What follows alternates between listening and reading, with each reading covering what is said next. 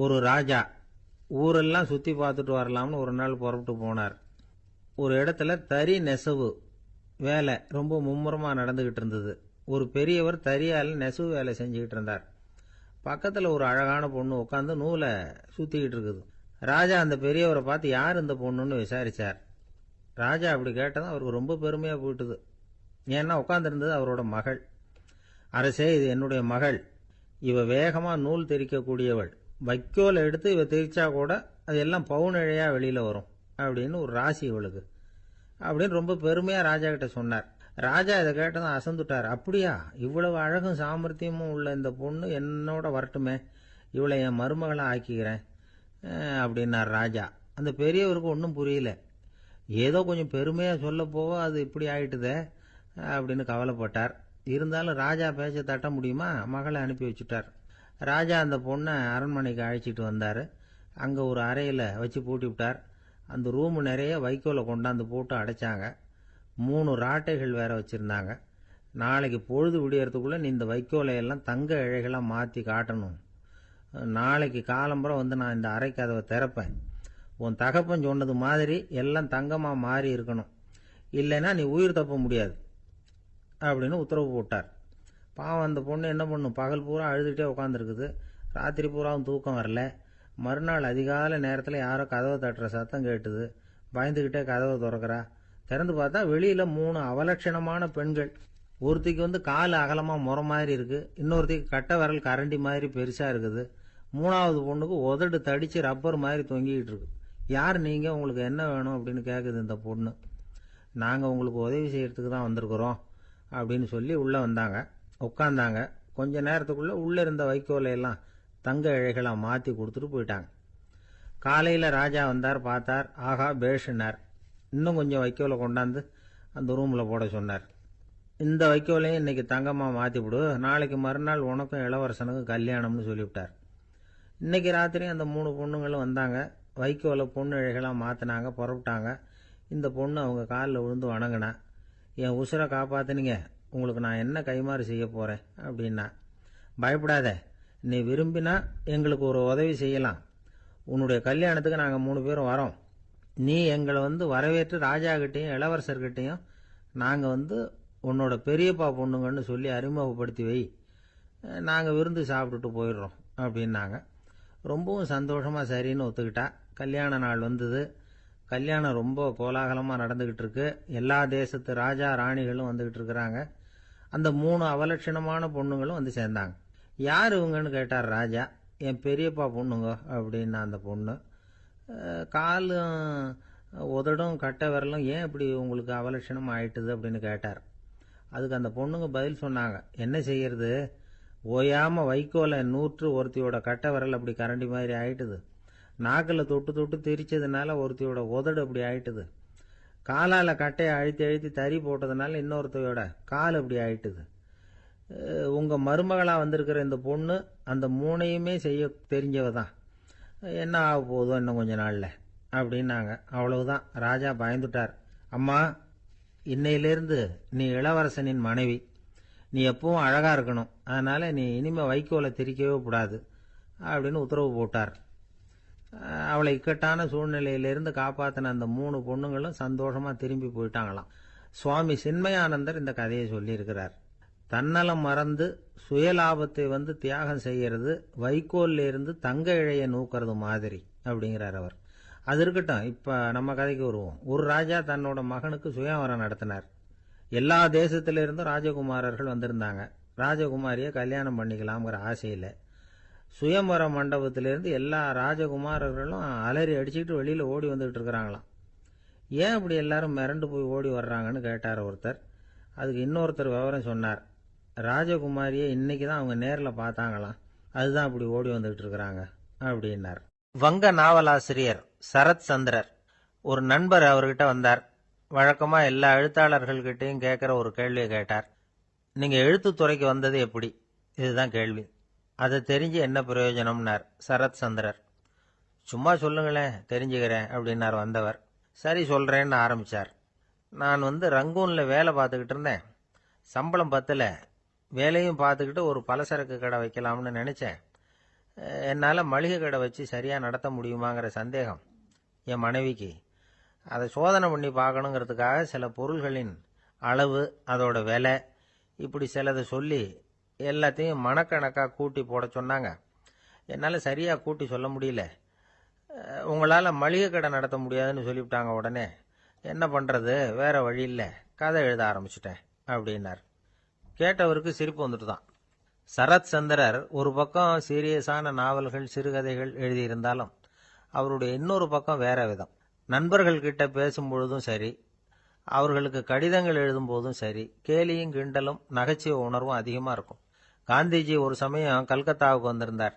தேசபக்தர்கள் பல பேர் அவர்கிட்ட பேசிக்கிட்டு இருந்தாங்க. அப்போ சரத் சந்திரரும் அங்கே இருந்தார்.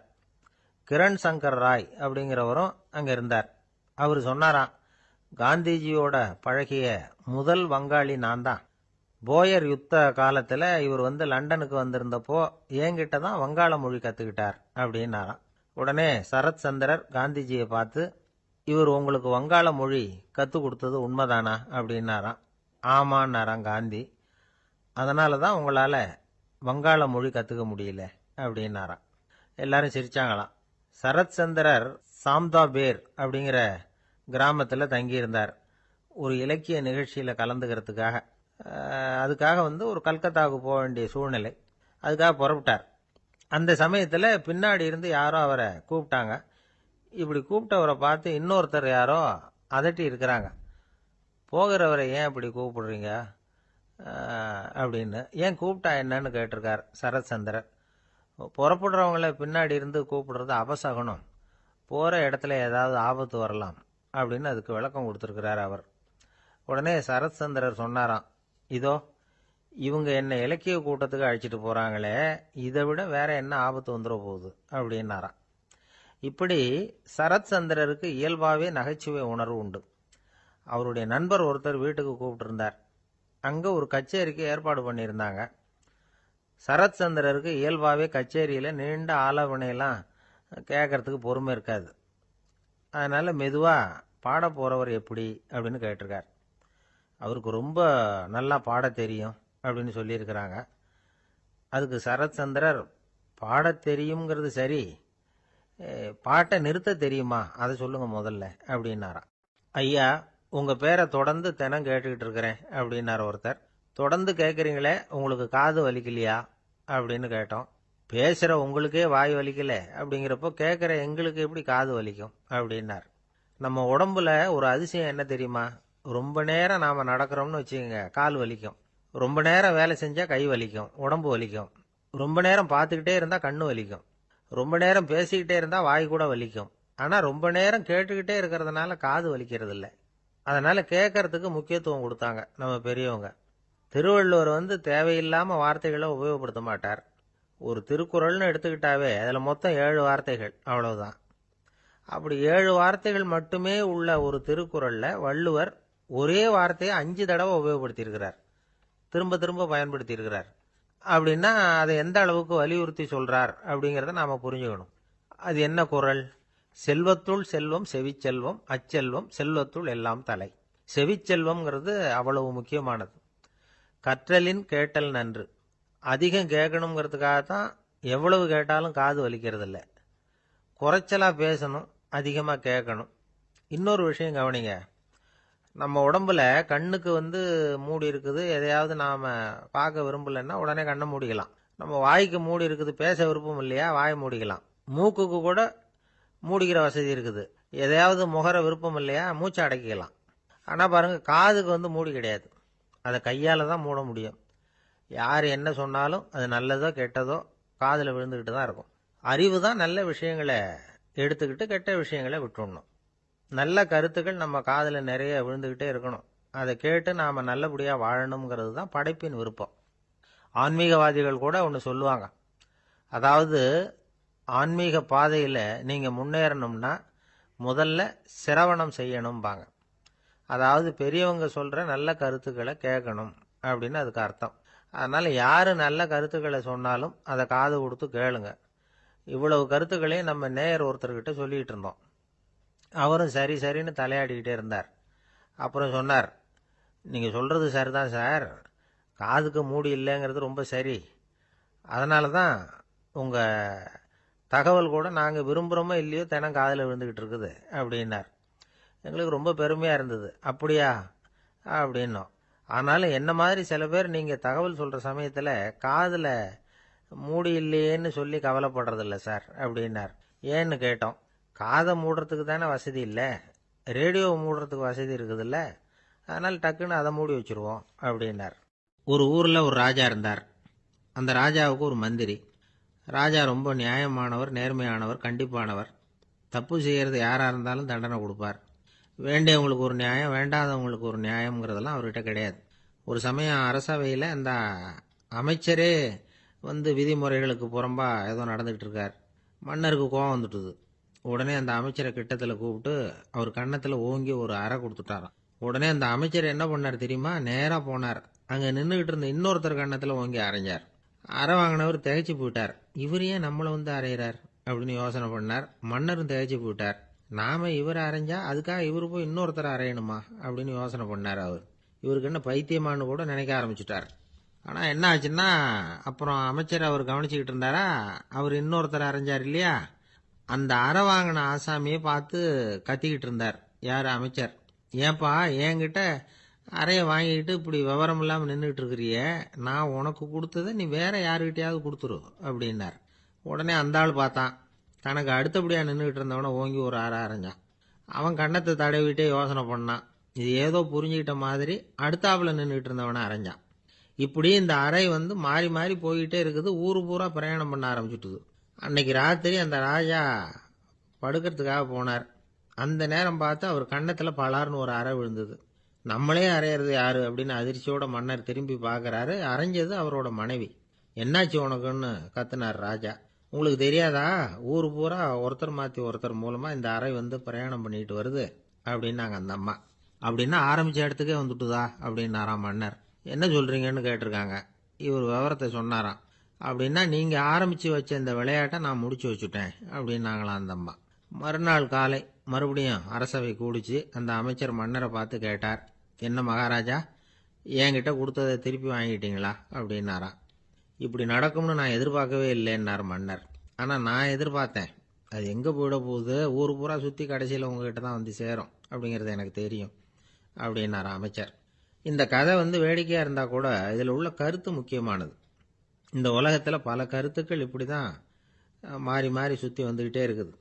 நம்மால் ஒருத்தன் தன்னுடைய நண்பன் ஒருத்தனை கடத்தரில் பார்த்தான். உடனே ஓடி போய் பலார்னு ஒரு அறை கொடுத்தானா. அவன் கன்னத்தை தடவிட்டு ஏன்டா என்ன அரைஞ்சேன்னு கேட்டிருக்கான். நீ ஏன்டா என்ன முட்டாள்னு என் மனைவிட்ட போய் சொன்னேன் அப்படின்ட்டுருக்கான் அவன். உன்னை ஒரு முட்டாள்னு சொன்னதுக்காகவா நீ என்ன அரைஞ்ச அப்படின்னு கேட்டிருக்கான் இவன். டேய், நான் அதுக்காக அறையலப்பா, அது ஒரு பெரிய ரகசியம். நான் முட்டாளுங்கிறது அந்த ரகசியத்தை நீ ஏன் எங்கள் வீட்டில் போய் சொன்னேன், அதுக்காக தான் அரைஞ்சேன் அப்படின்னு அவன்.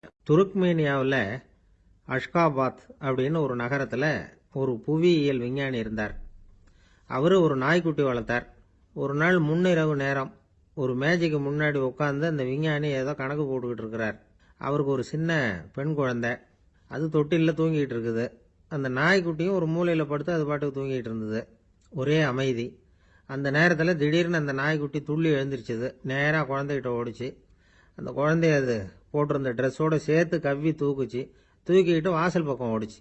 நாய்க்குட்டி குழந்தைய கவ்வி தூக்க முடியுமாங்கிற சந்தேகம் உங்களுக்கு இல்லையா? நீங்கள் நம்ம ஊர் நாய்க்குட்டியவே பார்த்து பழக்கப்பட்டிருக்கீங்க, அதனால் நம்புறதுக்கு சிரமமாக இருக்கும். அந்த ஊர்ல எல்லாம் அது ரொம்ப ஸ்ட்ராங்காக இருக்கும், ஒரு ஏதோ கண்ணுக்குட்டி மாதிரி இருக்கும். விஞ்ஞானி அதை பார்த்துட்டார். உடனே அந்த நாய்க்கு வெறி பிடிச்சிட்டுதுன்னு முடிவு பண்ணிட்டு தன்னோட கை துப்பாக்கி எடுத்துக்கிட்டு ஓடி வந்தார். அவர் வெளியில் நாய்க்குட்டி எங்கே அப்படின்னு பார்த்து தேடுறார். அந்த நேரத்தில் அந்த வீடு இடிஞ்சு விழுது. காரணம் பூமி அதிர்ச்சி. இப்படி பூமி அதிர்ச்சி உண்டாக போகுதுங்கிறது அந்த நாய்க்குட்டிக்கு முன்னாடியே தெரிஞ்சு போச்சு.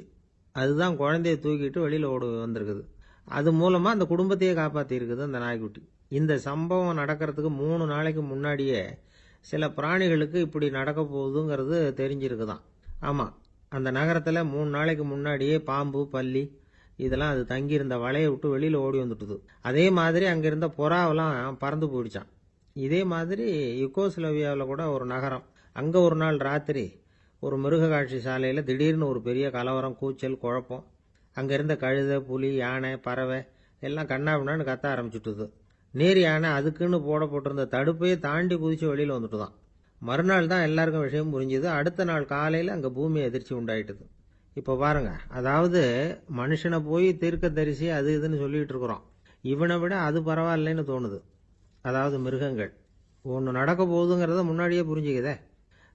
சரி, இதெல்லாம் எப்படி அது முன்கூட்டி புரிஞ்சுக்குது? அதுதான் படைப்பு ரகசியம். அதை கண்டுபிடிக்கிறதுக்கு தான் மனுஷன் ஆராய்ச்சி பண்ணிட்டு இருக்கிறான். விஞ்ஞானிகளோட ஆராய்ச்சியெல்லாம் ஒரு பக்கம் இருக்கட்டும், வீட்டுக்குள்ளேயே சில ஆராய்ச்சி பண்ணி பாருங்களேன். இப்போ சில யோசனை சொல்லி அதை சோதனை பண்ணி பாருங்க அப்படின்னு ஒருத்தர் சொன்னாராம். அதாவது இப்போ மழை வருமா வராதா அப்படின்னு தெரிஞ்சுக்கணுமா, உடனே ஒரு பூனைக்குட்டி பின்னாடியே மெதுவாக போய் அது என்ன செய்யுதுன்னு கவனித்து பார்க்கணும். பூனைக்குட்டி தன்னோட பாதத்தினால சுகத்தில் அப்படி கீறிக்கிட்டு இருக்கும். அப்படி கீறினா கண்டிப்பாக மழை வரும். சில சமயம் பூனைக்குட்டி அப்படியே மல்லாந்து படுத்துக்கிட்டு பாதத்தை உயர தூக்கும், அப்படியும் எப்படியும் புரளும். இப்படி செஞ்சதுன்னா அன்னைக்கும் மழை இருக்காது. அதனால் முன்னாடி இருந்தது மழை வர்றதுக்கு அறிகுறி, இது மழை இல்லைங்கிறதுக்கு அறிகுறி. பறவைகள் பிராணிகள் இதுகளோட நடவடிக்கைகளை பார்த்துட்டு அதையெல்லாம் அடிப்படையாக வச்சு தான் காலநிலையை கண்டுபிடிக்கிற கருவிகளை கண்டுபிடிச்சிருக்கிறாங்க. வாத்து இருக்குல்ல, சில சமயம் தன்னோட அழகை தன்னோட இறகுகளில் அப்படியே புதைச்சிக்கும். அப்படி செஞ்சால் குளிர்காலம் வரப்போகுதுன்னு அர்த்தம். பருவநிலை குளிராக மாறப்போகுதுங்கிறதுக்கு இதுதான் அறிகுறி. சிட்டுக்குருவி இருக்குதுல்ல, அதெல்லாம் புழுதியில் உழுந்து புரளும், சிறகுகளை படபடன்னு அடிச்சுக்கும். அப்படி செஞ்சால் மழை வரப்போகுதுன்னு அர்த்தம். ஒன்று மட்டும் நாம் நல்லா தெரிஞ்சுக்கணும், இயற்கையின் சீற்றம்னு சொல்கிறோம் இல்லையா, இயற்கை ஏன் நம்ம மேலே கோவப்படுது? இயற்கையை நாம் அனுசரித்து போகிறதில்ல, அதனால் கோவப்படுது. காடுகளை அழிக்கப்படாது, விலங்குகளை கொல்லக்கூடாது, இயற்கை ஏற்படுத்தி வச்சிருக்கிற சமநிலையை கெடுக்கக்கூடாது. அதை புரிஞ்சுக்கிட்டு வாழ்ந்தோம்னா பூமியும் நடுங்காது, நாமளும் நடுங்க வேண்டிய அவசியம் இருக்காது. ஒருத்தர் இருந்தார், சாராய கடைக்கு போனாராம், நிறைய சாப்பிட்டார். அப்புறம் சொன்னார், இது ரொம்ப அற்புதமான சரக்கு போல இருக்கு, உள்ளே போன உடனே இந்த பூமியே நடுங்கிறது மாதிரி இருக்கு எனக்கு அப்படின்னாராம்.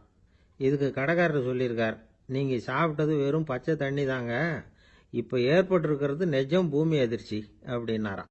கங்கை கரை தோட்டம் பக்கத்தில் ஒரு ஆசிரமம், அங்கே ஒரு பெரியவர் தங்கியிருக்கிறார். அவர் தான் ராமகிருஷ்ண பரமஹம்சர்.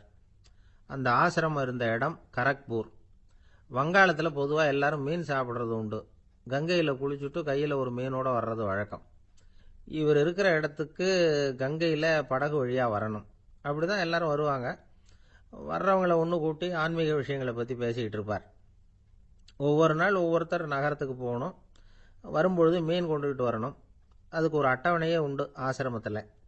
அது பிரகாரம் ஒரு நாள் சுவாமி யோகானந்தர் படகுல போனார். படகை செலுத்தினவங்க ராமகிருஷ்ணரையும் சுவாமி யோகானந்தரையும் மற்றவங்களையும் பித்தர்கள் அப்படின்னு சொல்லி ஏளனமாக பேசினாங்க. அவங்க என்ன பைத்தியம் பிடிச்சவங்க அப்படிங்கிறது மாதிரி. சுவாமி யோகானந்தருக்கு ரொம்ப மென்மையான இதயம். இவங்க இப்படி கண்ணாபின்னான்னு பேசுகிறத பார்த்தா மீனை வாங்கிட்டு திரும்புகிறப்போ என்ன நடக்குமோ அப்படிங்கிற பயம் வேற வந்துட்டுது அவருக்கு. அவ்வளவு மென்மையானவர். இதை தெரிஞ்சுக்கிட்ட ராமகிருஷ்ணர், யோகானந்தா இங்கே வா அப்படின்னு கூப்பிட்டார். இவர் கண்ணீரை தொடச்சிக்கிட்டே கிட்ட போனார். சொன்னார், ஐயா, படகு ஓட்டுறவங்க உங்களை பற்றி மோசமாக பேசுகிறாங்க. என்ன திட்டினா பரவாயில்ல, ஆனால் உங்களை அவங்க திட்டுறாங்க, அதை என்னால் தாங்கிக்க முடியல அப்படின்னார். இதை கேட்டதும் ராமகிருஷ்ணருக்கு கோபம் வந்துட்டு தான். என்னது, உன்னுடைய குருவை பற்றி அவங்க மோசமாக பேசும்பொழுது நீ சும்மா இருந்தியா? வெளியில் போ அப்படின்னு விட்டார். குரு நிந்தனை செய்கிறப்போ அதை கேட்டுக்கிட்டு சும்மா இருக்கலாமா? குரு நிந்தனையை கேட்டால் பாவம் இல்லையா? என்னை தூற்றும் போது அவங்க பாவம் செய்கிறாங்க, அதை கேட்டுக்கிட்டு நீ சும்மா இருந்தால் நீயும் பாவம் செய்கிற அப்படின்னாராம். அடுத்த நாள் சுவாமி நிரஞ்சனானந்தர் போக வேண்டிய நாள். இவர் படகுல போகும்பொழுதும் அதே மாதிரி நடந்துதான். அவங்க மோசமாக பேச ஆரம்பித்தாங்க, திட்ட ஆரம்பித்தாங்க. அப்படி கேலி பண்ண ஒருத்தனை இவர் என்ன பண்ணார், பலார்னு கன்னத்தில் அரைஞ்சிட்டார். இன்னொருத்தனை கங்கையில் தூக்கி எறியறதுக்கும் தயாராகிட்டார். அதுக்கப்புறம் அவங்க யாரும் வாயை திறக்கலை. மீன் வாங்கிட்டு வர்றப்பவும் படகுல ஒரே அமைதி, அவ்வளவு பயம் அவங்களுக்கு. ராமகிருஷ்ணர் கூப்பிட்டு விசாரித்தார் என்ன நடந்ததுன்னு. இவர் சொன்னார், அவர் யோகானந்தா போகும்பொழுது என்ன நடந்ததோ அப்படியே தான் இப்பவும் நடந்தது. குரு நிந்தனை செய்கிறத கேட்டுக்கிட்டு நான் சும்மா இருப்பேனா? ஒருத்தனை அப்படியே அரைஞ்சுட்டேன், இன்னொருத்தனை ஆற்றுல தூக்கி போட்டுருவேன்னு பயமுறுத்தினேன், அவ்வளவுதான் அப்படின்னாராம். இப்போவும் ராமகிருஷ்ணருக்கு கோபம் வந்துட்டு தான். என்ன இது, அணியறது காஷாயம், இருக்கிறது ஆசிரமம், உனக்கு இவ்வளவு கோபம் வந்ததுன்னா அப்புறம் என்னத்துக்கு ஆசிரமத்தில் இருக்கணும்? பிரம்மச்சாரி எப்பவும் அமைதியாக இருக்கணும் அப்படின்னு அறிவுரை சொன்னாராம் ராமகிருஷ்ணர். அப்போ இவர் கேட்டாராம், ஏங்க அவருக்கு ஒரு விதமான அறிவுரை சொன்னீங்க, எனக்கு வேற விதமா அறிவுரை சொல்றீங்க, இதுல எது உண்மை அப்படின்னு கேட்டிருக்கார். இதுக்கு ராமகிருஷ்ணர் சொன்ன பதில் என்னன்னா, அட அசடே, சக்கரத்துல காத்து அதிகமா இருந்தா குறைக்கணும், குறைச்சலா இருந்தா கூட்டணும். அவன் சாது, அவனுக்கு அதிக உணர்ச்சி தேவை, உனக்கு படபடப்பு அதிகம், உனக்கு பொறுமை தேவை அப்படின்னாராம். இதுல உள்ள கருத்து என்னன்னா, கல்விங்கிறது எப்படின்னா அதை சூழ்நிலைக்கு தகுந்த மாதிரி கற்பிக்கணும். எல்லாருக்கும் ஒரே மாதிரி கற்பிக்க கூடாது. கேட்கிறவர் தகுதி, புரிஞ்சுக்கிற திறமை, இதை பொறுத்து கல்வி அமையணும். ஆரம்ப காலத்தில் ஒரு குரு, அப்போ ஒரு சீடன் இருந்தான். அது வேடிக்கையான குரு, வேடிக்கையான சீடன். ஒரு ஆசிரமம். ஒரு நாள் ஒருத்தன் அவசரமாக அந்த குருவை தேடி வந்திருக்கிறான். என்ன விஷயம்னு விசாரிச்சார் குரு. உங்கள் சீடர் என்னை அடிச்சுட்டார் அப்படின்னு புகார் பண்ணானா அந்த ஆள். குரு சீடனை கூப்பிட்டார். அடிச்சியா இந்த ஆளை அப்படின்னு கேட்டாராம். ஆமான் இருக்கான் சீடன். ஏன் அடிச்சே அப்படின்னு கேட்டாராம். இந்த ஆள் உங்களை பற்றி மட்டமாக பேசிவிட்டான், என்னால் அதை தாங்கிக்க முடியல, அதனால தான் அடிச்சுட்டேன்றான். அப்படி என்ன பேசினா அப்படின்னு கேட்டாராம். உன்னுடைய குருநாதர் இப்பெல்லாம் அர்த்தமில்லாமல் பேச ஆரம்பிச்சுட்டார் அப்படின்னு சொல்லிவிட்டான், அதனால தான் அடிச்சுட்டேன் அப்படின்னானா. அதுக்காக அடிச்சே அப்படின்னாராம். நான் அதுக்காக அடிக்கல குருவே, இப்பெல்லாம் நீங்கள் அர்த்தமில்லாமல் பேசுறதாக அவன் சொல்கிறான், அப்படின்னா இதுவரைக்கும் நீங்கள் அர்த்தத்தோடு பேசினதாகத்தானே அர்த்தம், அது தப்பு தானே, அதனால தான் அடித்தேன் அப்படின்னானா. ஒரு இலக்கிய கூட்டம் ஏற்பாடு பண்ணியிருக்கிறோம், நீங்கள் அவசியம் அதில் பேசணும் அப்படின்னு கேட்டுக்கிட்டார் ஒருத்தர். வேணாங்க, 4 பேருக்கு முன்னாடி நிற்கிறதுனா எனக்கு ரொம்ப கூச்சமாக இருக்கும் அப்படின்னாரு இவர். ஏன் சார் இன்னமும் குழந்தை மாதிரி கூச்சப்படுறீங்களே அப்படின்னார் அவர் ஒரு மாதிரியாக சமாளித்து அனுப்பி வச்சுட்டு அதுக்கப்புறம் அதை பற்றி இவர் யோசித்து பார்த்துருக்கார். சில நிபுணர்கள் எழுதியிருக்கிறத படித்தும் பார்த்துருக்கிறார். மனோதத்துவ நிபுணர்கள் என்ன சொல்கிறாங்க தெரியுமா? 10லேருந்து 20% குழந்தைகள் பிறக்கிறப்பவே கூச்ச சுபாவம் கொண்டதாக தான் இருக்குதான். ஒரு தாத்தா தன்னோட பேர பிள்ளைய ஆசையாக கூப்பிடுறார் விளையாட்டு காட்ட, அதை அழுதுகிட்டு ஓடி போகுது. ஒரு அம்மா தன்னோட பிள்ளைய பள்ளிக்கூடத்தில் சேர்க்கறதுக்காக கூப்பிட்டுக்கிட்டு போகிறாங்க. அந்த புள்ள அம்மாவோட முந்தானையில் ஒளிஞ்சிக்கிட்டு வெளில வரமாட்டேங்குது. இவங்களெல்லாம் எப்படி சமாளிக்கிறது? குழந்தைகளோட கூச்ச சுபாவத்தை போக்குறது எப்படி? இதுக்கு நிபுணர்கள் சில யோசனைகளை சொல்லியிருக்கிறாங்க. மற்றவங்களுக்கு முன்னாடி என் பையனுக்கு கூச்சம் ரொம்ப அதிகம் சார், மற்றவங்க பார்த்தா ரொம்ப வெக்கப்படுறான், இப்படி சொல்கிற அப்பாக்கள் உண்டு. என் பையன் புது மனுஷால பார்த்தா அட்டையாக ஒட்டிக்குவான் சார் அப்படின்னு சொல்கிற அப்பாக்களும் உண்டு. இப்படிலாம் குழந்தைகளுக்கு முத்திரை குத்துறது ரொம்ப தப்பான். புதுசாக யாராவது வீட்டுக்கு வந்தால் குழந்தை தானாக தன்னோட கூச்சத்தையும் பயத்தையும் போக்கிக்கிட்டு சகஜமாக மாறி வர்றதுக்கு வாய்ப்பு கொடுக்கணுமா. ஒரு கூட்டத்துக்கோ அல்லது சொந்தக்காரங்க கல்யாணத்துக்கோ குழந்தைய அழைச்சிட்டு போகிறீங்க, அங்கே போய் கட்டாயப்படுத்தி குழந்தைய மற்றவங்க கிட்ட பேச சொல்லக்கூடாது. சில சமயம் குழந்தை தானாக தன்னுடைய கூச்ச சுபாவத்தை விட்டு பேசுறதுக்கு முன் வந்தால் அதை பாராட்டணும். குழந்தை கலகலப்பு இல்லாமல் மௌனமாக இருந்ததுன்னா அதையும் கண்டுக்கக்கூடாது. குழந்தை பேச ஆரம்பித்தா அதை ஆர்வத்தோடு கவனிக்க தெரியணும். கலந்து உரையாடுற பழக்கத்தை வீட்லேயே ஆரம்பிக்கலாம். கேட்டதுக்கு பதில் சொல் அப்படின்னு நீங்கள் அதிகாரம் பண்ணிகிட்டு இருக்கக்கூடாது. அது குழந்தைக்கு பேசுகிற சந்தர்ப்பத்தை குறைச்சிருமா. இப்போ நாம் அதிகாரம் பண்ணால் கேலி செய்கிற பழக்கம் குழந்தைகளை ரொம்ப பாதிச்சிருமா. பெரியவங்களானதுக்கு அப்புறமும் சில பேர் கூச்சத்தோடவும் பயத்தோடவும் இருக்கிறதுக்கு இதுதான் காரணம். சின்ன வயசில் அவங்கெல்லாம் ஏதாவது கேலிக்கு ஆளாகி இருப்பாங்க. 2வது குழந்தை மூத்த குழந்தைய கேலிக்கு ஆளாகிற சந்தர்ப்பங்களை கண்டு கேலி பண்ணினா அது இளம் நெஞ்சங்களை விட்டு நீங்கிறதே இல்லையா. எப்பவும் குழந்தையோட நடை உடை பாவனைகளை பற்றி சொல்லிக்கிட்டே இருக்கக்கூடாதான். அதுவே கூச்ச சுபாவத்தை கொண்டுட்டு வந்துருமா. அப்பா எங்கன்னு யாராவது கேட்டால் இது மாதிரி இன்ன காரியத்துக்காக வெளியில் போயிருக்கார், இத்தனை மணிக்கு திரும்பி வருவார் அப்படின்னு சொல்கிற அளவுக்கு குழந்தைகளை பழக்கப்படுத்தி வைக்கணும். ஃபோன்லேயே யாராவது விசாரித்தா கூட இது மாதிரி பதில் சொல்லு அப்படின்னு சொல்லணும். சின்ன சின்ன மீட்டிங்கில் 4 வார்த்தை பேச தயார் பண்ணலாம். ஒரு கடையிலையோ அல்லது ஹோட்டல்லையோ ஏதாவது விவரம் கேட்கணும்னா உங்கள் குழந்தைய தைரியமாக அனுப்புங்க. குழந்தைகள் பணிவாகவும் பொறுமையாகவும் விவரம் கேட்குறப்போ கூச்ச சுபாவம் தானாக போயிடும். சின்ன வயசுலேயே இப்படிலாம் பழக்கப்படுத்தினாதான் வருங்காலத்தில் தைரியமாக இந்த சமுதாயத்தில் வாழ முடியும். இல்லைன்னா 60 வயசுலேயும் அடுப்பங்கரையை விட்டு வெளில வர்றதுக்கு கூச்சப்பட்டுக்கிட்டு தான் இருக்க வேண்டியிருக்கும். இந்த காலத்து பிள்ளைங்க எவ்வளவோ பரவாயில்ல, எதுக்கும் தயங்குறதில்ல, கூச்சப்படுறதில்ல. ஒரு அம்மா அடுப்பங்கரையிலேருந்து சத்தம் போட்டாங்க. டேய் ராமு, தயவு பண்ணி அந்த டிவியை நிறுத்துறா. அந்த பெண்ணோட குரல் மகா மோசம். அடுப்பங்கரையில் இருக்கிற என்னாலேயே அதை சகிச்சிக்க முடியல அப்படின்னாங்களாம். உடனே பையன் கொஞ்சம் கூட தயங்காமல் பதில் சொல்கிறான். அம்மா, இந்த குரல் டிவியிலேருந்து வரல, எதிர்த்த விட்டு மாமி தான் இங்கே வந்திருக்கிறாங்க. அவங்க தான் இப்போ என்னோட பேசிக்கிட்டு இருக்கிறாங்க அப்படின்னு நானும். இந்த உலகத்தில் நாம் நல்லபடியாக இருக்கணும்னா அதுக்கு முக்கியமாக தேவைப்படுறது ரெண்டு. ஒன்று செல்வம், இன்னொன்று அறிவு. சரி, இது ரெண்டில் சிறந்தது எது அப்படின்னு ஒரு கேள்வி கேட்டால் என்ன பதில் சொல்கிறது? இதே கேள்வியை ஹஸ்ரத் அலி அவர்கள்கிட்ட கேட்டாங்களாம். அவர் ஒரு பெரிய அறிஞர். கேள்வி கேட்டவங்களும் சாதாரண ஆட்கள் இல்லை, இவங்களும் அறிஞர்கள். ஒரு நாள் ஹஸ்ரத் அலி அவர்கள்கிட்ட 10 அறிஞர்கள் வந்தாங்களாம். ஐயா, நாங்கள் 10 பேரும் உங்ககிட்ட ஒரே கேள்வியை தான் கேட்க வந்திருக்கிறோம். ஆனால் எங்கள் 10 பேருக்கும் நீங்கள் தனித்தனியாக பதில் சொல்ல முடியுமா அப்படின்னு கேட்டிருக்காங்க. அதாவது அவங்க ஒரே கேள்விக்கு இவர்கிட்ட இருந்து 10 விதமான பதில் எதிர்பார்க்குறாங்க. சரி கேளுங்க, என்ன கேள்வி அப்படின்னார் அவர்.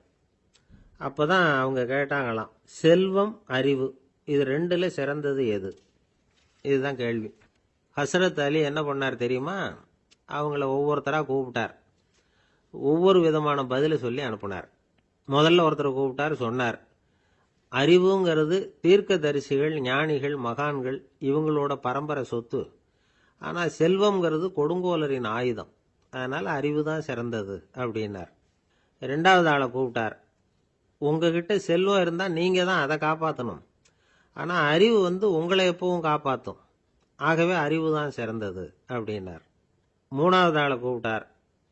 செல்வந்தனுக்கு எப்போதும் விரோதிகள் அதிகம், ஆனால் அறிஞனுக்கு நண்பர்கள் அதிகம். அதனால் அறிவு தான் சிறந்ததுன்னார். அடுத்தவரை கூப்பிட்டார். செல்வம் அடுத்தவங்களுக்கு கொடுக்க கொடுக்க குறையும், ஆனால் கல்விங்கிறது அதிகரிச்சுக்கிட்டே வரும், கொடுக்கறதுனால குறையாது. அதனால் அறிவு தான் சிறந்ததுன்னார். இன்னொருத்தரை கூப்பிட்டார். அறிவுள்ளவன் எப்பவும் அதை அடுத்தவங்களுக்கு வாரி வழங்கிக்கிட்டே இருப்பான். அதனால் அவங்ககிட்ட தாராளத்தன்மை இருக்கும். ஆனால் செல்வந்தன்கிட்ட கஞ்சத்தனம் தான் இருக்கும். அதனால் அறிவு தான் சிறந்ததுன்னார். ஆறாவது நபரை கூப்பிட்டார். செல்வத்தை கள்வர்கள் திருடிட்டு போக முடியும், ஆனால் அறிவை அப்படி திருடிட்டு போக முடியாது அப்படின்னார். ஏழாவது நபரை கூப்பிட்டார். செல்வம் கால ஓட்டத்தில் அழிஞ்சிரும், ஆனால் அறிவை கால ஓட்டம் ஒன்றும் பண்ண முடியாது. ஆகவே அறிவே சிறந்ததுன்னார். எட்டாவது ஆளை கூப்பிட்டு சொன்னார், செல்வத்துக்கு எப்பவும் எல்லை உண்டு, நிறை உண்டு, அளவு உண்டு, கணக்கு உண்டு. ஆனால் அறிவுக்கு அப்படிப்பட்ட எல்லை எதுவும் கிடையாது. அதனால் அதுதான் சிறந்ததுன்னார். அடுத்தவனை கூப்பிட்டார். செல்வம் உள்ளத்தில் உள்ள ஒளியை போக்கிவிடும், இருட்டை உண்டாக்கிவிடும், விரிந்த மனப்பான்மையை குறுகலாக்கிவிடும். ஆனால் அறிவு அப்படி இல்லை, இருண்ட உள்ளத்தில் ஒளியை பாய்ச்சி அதை விசாலப்படுத்துது. அதுதான் சிறந்ததுன்னார். கடைசியாக 10வது நபரை கூப்பிட்டார். செல்வம் மனசில் செருக்கை உண்டாக்குது, ஆணவத்தை ஏற்படுத்துது. அதனால் நானே கடவுள்னு நினைக்கிற அளவுக்கு மனுஷனை தாழ்த்தி விடுது. ஆனால் அறிவு பணிவையும் பண்பாட்டையும் வளர்க்குது. அதனால் அறிவு தான் சிறந்ததுன்னார். ஆக இப்படி 10 பேருக்கும் 10 விதமாக பதில் சொன்னது மூலமாக ஹஸ்ரத் அலி அவர்கள் அறிவு தான் செல்வத்தை விட சிறந்தது அப்படிங்கிறதுக்கு 10 காரணங்களை சுட்டி காட்டியிருக்கார். அந்த அறிஞர் 10 பேர் கேட்ட ஒரே கேள்விக்கு 10 பதில் சொன்னார். நமக்கு வேண்டிய ஒருத்தர் 10 பேர் கேட்ட கேள்விக்கு ஒரே பதில் சொல்லி சமாளித்தார். கேள்வி என்ன தெரியுமா? என்கிட்ட வாங்கின கடனை எப்பயா திருப்பி கொடுக்க போற? இதுதான் அந்த 10 பேரும் கேட்ட ஒரே கேள்வி. இந்த மாதம் 26ஆம் தேதி தந்துடுறேன் அப்படிங்கிற ஒரே பதில் சொல்லி அவ்வளவு பேரையும் இவர் அனுப்பி வச்சுட்டாராம். எல்லாரும் போனதுக்கு அப்புறம் இவரை தனியாக கூப்பிட்டு கேட்டிருக்கிறாங்க. அது என்ன சார் கணக்கு, 26ஆம் தேதி அன்னைக்கு என்ன அதிசயம் நடக்க போகுது அப்படின்னு கேட்டிருக்காங்க. அதிசயம் அன்னைக்கு இல்லை, அதுக்கு முத நாளே நடக்க போகுதுன்னாராம். விவரமாக சொல்லுங்கன்னு இருக்காங்க. வேற ஒன்றும் இல்லைங்க, 26ஆம் தேதி தானே எல்லாரையும் வர சொல்லியிருக்கிறேன், அதுக்கு முத நாளே நான் புறப்பட்டு தலைமறைவாயிட போகிறேன் அப்படின்னாராம் ரொம்ப பெருமையாக. ஒரு ராஜா இருந்தார். நாடு பூராவும் நிறைய மரங்களை நட்டு வளர்க்கணுங்கிறது அவரோட ஆசை. தானே அதுக்கு முன்மாதிரியாக இருக்கணும்னு நினைச்சார். அரண்மனையை சுற்றி மரங்களை நட்டு வளர்த்தார். இதை பார்த்துட்டு ஜனங்களும் அவங்கவுங்க வீட்டை சுற்றி மரக்கன்றுகளை நட்டு வளர்த்தாங்க. கொஞ்ச காலத்தில் ஊர் பூரா பசுமையாக மாறிச்சு. எல்லாருக்கும் சந்தோஷமாக இருந்தது. இது ஒரு பக்கம் இருக்கட்டும். இப்போ நான் சொல்ல போகிற கதை வேற. அதாவது அந்த ராஜா ஒரு நாள் தன்னுடைய அரண்மனையை சுற்றி இருக்கிற விதவிதமான மரங்களை எல்லாம் போய் பார்த்தார். எப்படி இருக்கிறீங்க அப்படின்னு ஒவ்வொரு மரத்துக்கிட்டையும் விசாரிச்சாராம். எந்த மரமும் சந்தோஷமாக இருக்கிறதா தெரியல. அது அதுக்கும் மனசில் ஒரு குறை. முதல்ல ஆலமரத்துக்கிட்ட போனார். அது சொல்லிச்சு, மன்னா, நான் நல்லா பெருசாக வளர்ந்துருக்கிறேன், அடர்த்தியாக இருக்கிறேன், கிளையெல்லாம் 4 பக்கமும் நல்லா படர்ந்து தான் இருக்குது.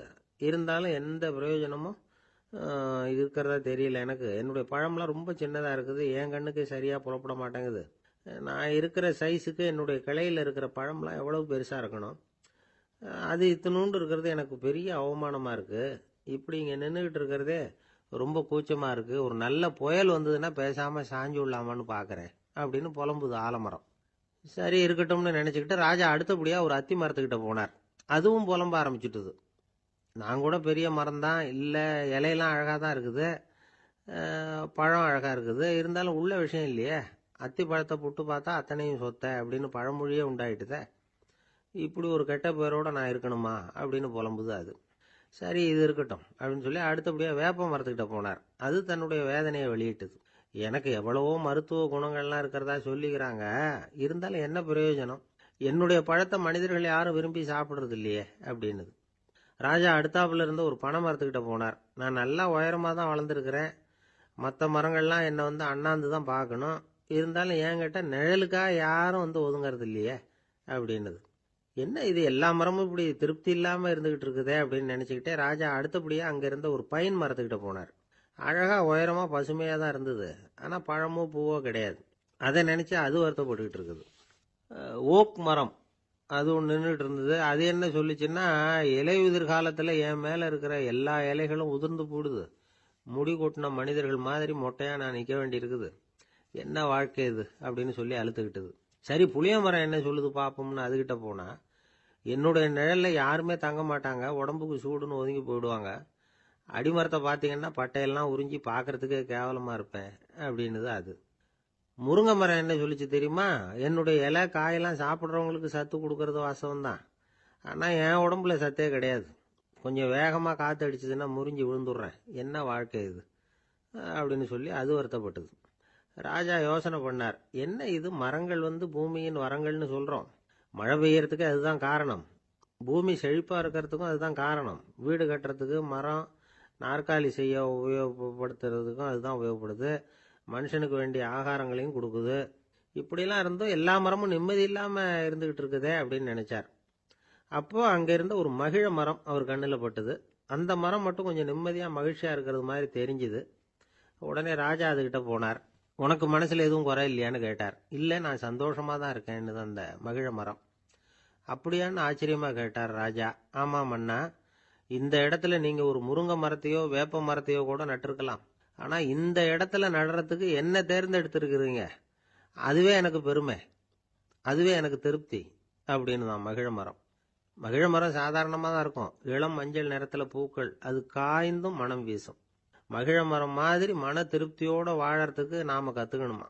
நாம் இந்த உலகத்தில் ஒரு நாயாவோ நரியாவோ கூட பிறந்திருக்கலாம், மனுஷனாக பிறந்திருக்கிறோம், அதுவே பெருமை தானே. இந்த நிறைவு தான் மகிழ்ச்சியின் ரகசியம். ஒரு பையன் அப்பா கிட்ட போய், அப்பா நீங்கள் இந்த உலகத்தில் ஒரு மனுஷனாக பிறந்தது என்னோட அதிர்ஷ்டம் நானா. ஏண்டா அப்படி சொல்கிறேன்னு இருக்கார் அப்பா. நீங்கள் ஒரு கரடியாக பிறந்திருந்தா இந்நேரம் நானும் ஒரு கரடி குட்டியாக தானே இருந்திருப்பேன் அப்படின்னு நானா பையன். பக்தின்னு சொல்கிறோம் இல்லையா, அது வந்து 3 வகைப்படும் அப்படிங்கிறார் ஒரு பெரியவர். அது என்ன 3 வகைன்னா, தெய்வ பக்தி, அடியார்கள் பக்தி, குரு பக்தி. அடியார் பக்தியை விட தெய்வ பக்தியை விட குரு பக்தி தான் ரொம்பவும் சிறந்ததுங்கிறார் அவர். தெய்வத்துக்கிட்ட செஞ்ச பாவம் குருநாதர்கிட்ட தீர்ந்துருமா, குருநாதர்கிட்ட செஞ்ச பாவம் தெய்வத்துக்கிட்ட போனாலும் தீராதான். இப்படி பெரியவங்களாம் சொல்லி வச்சிருக்கிறாங்க. ஒரு காடு, அங்கே அயோத தௌமியர் அப்படின்னு ஒரு தபோதனர், அவர் பல மாணவர்களை ஒன்றா சேர்த்து ஒரு குருகுலம் நடத்திக்கிட்டு இருக்கிறார். பல தரப்பட்டவங்க பல திறப்பட்டவங்க மாணவர்கள் அதில் சேர்ந்து படிச்சுக்கிட்டு இருக்கிறாங்க. பாஞ்சால ராஜகுமாரன் ஒருத்தனும் அந்த குருகுலத்தில் சேர்ந்து படிச்சுக்கிட்டு இருக்கிறான். அவன் பேர் ஆருணி. பெரிய இடத்து புள்ள, இருந்தாலும் படுப்பில் ரொம்ப கெட்டிக்காரனாக இருந்தான். அவன் தான் அங்கே முதல் மாணவன். ஒரு நாள் குருநாதர் அந்த அரசகுமாரனை கூப்பிட்டார். நம்ம குருகுலத்துக்கு சொந்தமான வயலில் தண்ணீர் பெருகி வெள்ளம் வந்து பயிரை வந்து அழிக்குதான், அதனால் நீ போய் மடையை அடைச்சிட்டு வந்துடும் அப்படின்னார். அந்த அரசகுமாரன் உடனே புறப்பட்டான். குருநாதர் சொல்லிட்டார்ல, உடனே புறப்பட்டான். நான் பெரிய இடத்து பிள்ளையாச்சே, ராஜகுமாரனாச்சே, ரொம்ப செல்வாக்கூட வளர்ந்தவனாச்சே, நான் போய் வயலில் இறங்கி வேலை செய்கிறதா அப்படின்னுலாம் அவன் நினைக்கல. குருநாதர் கட்டளையை நிறைவேற்ற வேண்டியது நம்ம கடமை அப்படின்னு நினச்சான். உடனே ஒரு மண்வெட்டியை தூக்கி தோளில் வச்சுக்கிட்டு புறப்பட்டு போயிட்டான். வயலுக்கு போனான். பார்த்தான், தண்ணி கரையை உடச்சிக்கிட்டு வயலுக்குள்ளே ஏகமாக பாஞ்சிக்கிட்டு இருக்குது. இவன் மண்வெட்டியால் களிமண்ணை புல்லோடு சேர்த்து புல் பத்த மாதிரி வெட்டி வெட்டி போட்டான். இருந்தாலும் மடையை அடைக்க முடியல. தண்ணி அதை மீறி வந்துக்கிட்டே இருக்குது. தண்ணி வேகமாக வயலுக்குள்ளே போய்கிட்டே இருக்குது. போடுற பத்தையெல்லாம் கரைஞ்சி கரைஞ்சி போயிட்டுருக்கு. இருந்தாலும் இவன் தன்னுடைய முயற்சியை கைவிடலை. வெட்டி வெட்டி போட்டுக்கிட்டே இருக்கிறான். காலையில் அங்கே போனவன் சாயந்தரம் வரைக்கும் இப்படி செஞ்சுக்கிட்டு இருக்கிறான். உடம்பும் மனசும் ரொம்பவும் சோர்ந்து போச்சு. இருந்தாலும் குருநாதர் இட்ட கட்டளையை நிறைவேற்றாமல் இருக்கிறோமேங்கிற ஒரு குறை அவனுக்கு இருக்குது. குரு கட்டளையை நிறைவேற்றாத நான் இன்னமும் இருக்கணுமா அப்படின்னு யோசனை பண்ண ஆரம்பிச்சிட்டான். என்ன செய்யலாம்னு பார்த்தான். நம்ம குருநாதர் இட்ட பணிக்காக இந்த உடம்பையே தியாகம் பண்ணலாம் அப்படின்னு முடிவு பண்ணான். தண்ணி பாயுதில்ல, அதுக்கு குறுக்க விழுந்து அப்படியே மடையை அடைச்சிக்கிட்டு அப்படியே படுத்துட்டான். இது மற்றவங்களுக்கு தெரியாது. அன்னைக்கு ராத்திரி ஒரு விளக்கு முன்னாடி உட்காந்து குருநாதர் பிள்ளைங்களுக்கு பாடம் சொல்லி கொடுத்துக்கிட்டு இருக்கிறார். வரிசையில் இருக்கக்கூடிய ராஜகுமாரனை காணலை. நம்ம ஆருணி எங்கே போனா அப்படின்னு சொல்லி மற்ற மாணவர்களை விசாரித்தார். இப்போ அவங்க சொன்னாங்க, சுவாமி, அவன் காலையில் வயலுக்கு மடையை அடைக்கிறதுக்காக போனான், நீங்கள் தான் போக சொன்னீங்க, இன்னும் திரும்பி வரல அப்படின்னு அவர் பையன். குருநாதர் உடனே ஒரு தீவெட்டி எடுத்துக்கிட்டு மாணவர்களை அழைச்சிக்கிட்டு வயலுக்கு போனார். அங்கே போய் பார்த்தா ஆளை காணும். ஆருணி ஆருணின்னு சொல்லி சத்தம் போட்டு கூப்பிட்டு பார்க்குறார். நான் இங்கே இருக்கேன் குருநாதா அப்படின்னு காலுக்கு அடியிலேருந்து ஒரு சத்தம் வருது. குனிஞ்சு பார்த்தா அவன் மடையில் படுத்துருக்கிறான். என்னப்பா இதுன்னார். காலையிலேருந்து இந்த மடையை அடைச்சி பார்த்தேன் சுவாமி, முடியல, அதனால் இப்படி குறுக்க படுத்துட்டேன். என்னை தாண்டறதுக்கு பயந்து போய் தண்ணியை தேங்கி நின்றுட்டுது அப்படின்னா. அவனுடைய குரு பக்தியையும் அவனை தாண்டறதுக்கு அஞ்சு நிற்கிற தண்ணி தேக்கத்தையும் பார்த்துட்டு எல்லாரும் ரொம்ப ஆச்சரியப்பட்டு போயிட்டாங்களாம். ஆருணி எழுந்திரிச்சு வா அப்படின்னு கூப்பிட்டாரான் குருநாதர். அவன் தண்ணீரை பொழந்துக்கிட்டு எழுந்திரிச்சு வந்தானான். அதனால் அவனுக்கு உத்தாலகன் அப்படின்னு ஒரு பேர். உத்தாலகன்னா தண்ணீரை பிளந்தவன் அர்த்தம். அந்த உத்தாலகன் மாதிரி இந்த காலத்து மாணவர்களுக்கும் குரு பக்தி வேணும் அப்படின்னு சொன்னோம் ஒரு பள்ளிக்கூடத்தில். உடனே நிறைய மாணவர்கள் எழுந்திரிச்சு நின்னாங்க. சார், நீங்கள் எங்களை இன்னமும் சரியாக புரிஞ்சுக்கலன்னு நினைக்கிறோம். அன்னைக்காவது ஒருத்தன் அப்படி இருந்தான், இன்னைக்கு ஏகப்பட்ட உத்தாலகர்கள் இருக்கிறோம். எங்கள் வாத்தியார் கட்டளை இட்டா இப்போவே அது மாதிரி வயலுக்கு போய் மடையில் குறுக்கப்படுத்துக்கிறதுக்கு இந்த வகுப்பில் உள்ள அத்தனை பேரும் தயாராக இருக்கிறோம் அப்படின்னாங்க. அப்படியா அப்படின்னு சொல்லி கேட்டோம் ரொம்ப சந்தோஷமாக. ஒருத்தன் ரொம்ப அடக்கமாக எழுந்திரிச்சான். அப்புறம் சொன்னான், ஆமாம் சார், வகுப்பில் இவர் நடத்துகிற பாடத்தை கேட்டுக்கிட்டு இருக்கிறத விட பேசாமல் போய் மடையில் படுத்துடுறது ஒன்றும் கஷ்டமான காரியமாக இருக்காது, அதனால தான் எல்லாரும் அங்கே போகிறேன்னு சொல்கிறோம் அப்படிங்கிறான். ஒரு பெரியவர் உட்கார்ந்துருக்கிறார். அவரை சுற்றி அவருடைய தோழர்கள் உட்கார்ந்துருக்கிறாங்க. ஏதோ ஒரு முக்கியமான செய்தியை அவர் அவங்களுக்கு சொல்லிக்கிட்டு இருக்கிறார். அவங்களும் ஆர்வமாக கேட்டுக்கிட்டு இருக்கிறாங்க. இந்த சமயத்தில் யாரோ ஒரு ஆள் வேகமாக அங்கே வர்றார். வர்ற வேகத்திலேயே எனக்கு ஏதாவது உதவி செய்யுங்க அப்படின்னு கேட்டுக்கிட்டே வர்றார். கேட்கறது உதவி, ஆனால் குரல் மிரட்டுறது மாதிரி இருக்கு, அதட்டி கேட்கறது மாதிரி இருக்கு. இதை கேட்டதும் அந்த பெரியவர் ஆத்திரப்படலை, ஆனால் அவரை சுற்றி இருந்தவங்க ஆத்திரப்பட்டாங்க. இதை பெரியவர் கவனிச்சார். கொஞ்சம் அமைதியாக இருங்கன்னார். வந்தவரை கூப்பிட்டார். அவருக்கு சில பொருள்களை கொடுத்தார். என்னங்க, இப்போ உங்களுக்கு மகிழ்ச்சி தானே அப்படின்னார். ஆ அப்படின்னு அலட்சியமாக அவர் சொல்கிறார். நான் உங்களை நல்ல முறையில் நடத்தினேன்னா அப்படின்னு கேட்குறாரு அவர் மறுபடியும். அதெல்லாம் ஒன்றும் இல்லை அப்படின்னு சொல்லி அவர் சொல்லிகிட்டு இருக்கிறாரு. குரலில் கடுமை குறையில. சுற்றி இருந்தவங்களால இதை பொறுத்துக்க முடியல. கோபத்தோடு அவரை நோக்கி நெருங்க ஆரம்பித்தாங்க. பெரியவர் அவங்களையெல்லாம் தடுத்து நிறுத்தினார். வந்தவரை வாங்க என்னோட அப்படின்னு சொல்லி அழைச்சிட்டு போனார். வீட்டுக்கு போனார். அங்கே போனதும் இன்னும் சில பொருள்களை எடுத்து அவர்கிட்ட கொடுத்தார். இப்போ திருப்தி தானே, நான் உங்ககிட்ட நல்ல முறையில் நடந்துக்கிட்டேனா அப்படின்னார். அவர் முகம் இப்போ தான் கொஞ்சம் மலர்ந்தது. ரொம்ப நன்றி, இறைவன் உங்கள் குடும்பத்துக்கு எல்லா நன்மைகளையும் செய்வான் அப்படின்னு சொன்னார். இதே வார்த்தைகளை என்னுடைய தோழர்கள்கிட்டே சொல்லிட்டீங்கன்னா அவங்க கோபம் தணிஞ்சிரும், வர முடியுமான்னார். கண்டிப்பாக வர்றேன் அப்படின்னாரு. மறுநாள் காலையில் அந்த இடத்துக்கு வந்தார். அதே மாதிரி சொல்லிவிட்டு அவர் போயிட்டார். தோழர்கள்லாம் ரொம்ப வியப்போடு பெரியவரை பார்த்தாங்க. அந்த பெரியவர் தான் நபிகள் நாயகம். அவர் சொன்னார், ஒருத்தன் ரொம்ப ஆசையாக ஒரு ஒட்டகத்தை வளர்த்துக்கிட்டு வந்தான். ஒரு நாள் அந்த ஒட்டகம் வந்து கயத்தை அறுத்துக்கிட்டு ஓடி போயிட்டுது. அக்கம் பக்கத்தில் இருக்கிறவங்கெல்லாம் அந்த ஒட்டகத்தை பிடிக்கிறதுக்கு முயற்சி பண்ணாங்க. அதை துரத்திக்கிட்டு ஓடினாங்க. ஒட்டகம் வந்து தாறுமாறாக ஓட ஆரம்பிச்சுது. இந்த சமயத்தில் ஒட்டகத்தை வளர்த்தவன் அங்கே ஓடி வந்தான். நீங்கள் அதை ஒன்றும் செய்ய வேணாம், விட்டுருங்க. அதோட சுபாவம் எனக்கு நல்லா தெரியும். அதை சுலபமாக என்னோட வழிக்கு கொண்டுட்டு வந்துட முடியும். நான் பார்த்துக்கிறேன், விட்டுருங்கோ அப்படின்னா. எல்லாரும் விலகி போயிட்டாங்க. இவன் என்ன செஞ்சான் தெரியுமா? கொஞ்சம் புல்லை கையில் எடுத்துக்கிட்டு அந்த ஒட்டகத்தை நெருங்கினான். அவ்வளவுதான். அது ஓடி வந்து இவன் காலடியில் உட்காந்துக்கிட்டது. செல்லமாக அதை அப்படியே தடவி கொடுத்தான். முதுகில் ஏறி உட்காந்துக்கிட்டான். அது பாட்டுக்கு சாதுவாக நடந்து போகுது. இந்த கதையை நபிகள் நாயகம் தம்முடைய தோழர்களுக்கு சொல்றார். ஒட்டகத்தை மட்டும் இல்லை, சில மனிதர்களையும் கூட சில விதத்தில் அணுகிதான் அவர்களை வந்து சீர்திருத்த வேண்டியிருக்குது அப்படிங்கிறத அவங்களுக்கு உணர்த்தினார். இது ஒரு அழகான உளவியல் அணுகுமுறை. சில குடும்ப தலைவர்கள் கூட இந்த ஒட்டகம் மாதிரி நடந்துகிறது உண்டு. அப்புறம் அடங்கி போகிறதும் உண்டு. ஒரு குடும்ப தலைவர் காலையில் எழுந்திரிச்சதுலேருந்து சத்தம் போட்டு கத்திக்கிட்டு இருப்பார். பக்கத்தில் இருந்தவங்கெல்லாம் ஓடி போய் சமாதானம் பண்ணி பார்த்தாங்க. அவர் ஓயறது மாதிரி தெரியல. கடைசியில் அவர் மனைவி வந்தாங்க. நீங்கள் எல்லாம் விலகி போயிடுங்க, அவர் சுபாவம் எனக்கு தெரியும், நான் பார்த்துக்கிறேன் அப்படின்னாங்க. சரின்னு எல்லாரும் போயிட்டாங்க. சாயந்தரமாக வந்து பார்க்குறாங்க. அவர் சத்தம் இல்லாமல் ஒரு மூலையில் உட்காந்துருக்கிறார், ரொம்ப சாதுவா. ஆச்சரியமாக இருந்தது. என்னம்மா பண்ணீங்கன்னு கேட்டாங்க. அது ஒன்றும் இல்லைங்க, ஒரு வேளை சாப்பாட்டை நிறுத்தினேன், பட்னி போட்டேன், அவ்வளவுதான் அப்படின்னாங்க அந்த அம்மா. ஒரு தடவை நாரதர் ஒரு தெரு வழியாக போய்கிட்டு இருந்தார். வழியில் ஒருத்தர் வேத சாஸ்திரம்லாம் படிச்சுக்கிட்டு உட்காந்துருந்தார். அவர் நாரதரை பார்த்து எங்கே போயிட்டு இருக்கிறீங்கன்னு கேட்டார். கடவுளை பார்த்துட்டு வரலாம்னு போயிட்டு இருக்கிறேன் அப்படின்னார் நாரதர். அப்படின்னா அவர்கிட்ட எனக்கு எப்போ முக்தி கிடைக்கும்னு கேட்டுட்டு வாங்களேன் அப்படின்னார் இவர். சரி, கேட்டு வரேன் அப்படின்னு சொல்லிவிட்டு நாரதர் நடந்தார். கொஞ்ச தூரத்தில் ஒரு மரத்தடியில் ஒரு தொழிலாளி செருப்பு தைச்சிக்கிட்டு உட்காந்துருந்தார். அந்த ஆளும் அதே மாதிரி கேட்டுக்கிட்டார். எனக்கு எப்போ முக்தி கிடைக்கும்னு கடவுள்கிட்ட கேட்டுக்கிட்டு வாங்களேன்னார். அவர்கிட்டையும் சரின்னு சொல்லிவிட்டு நாரதர் நேராக வைகுண்டத்துக்கு வந்து சேர்ந்தார். கடவுளை பார்த்தார். இவங்க ரெண்டு பேரும் சொல்லி அனுப்பின விஷயத்தை பற்றி கேட்டார்.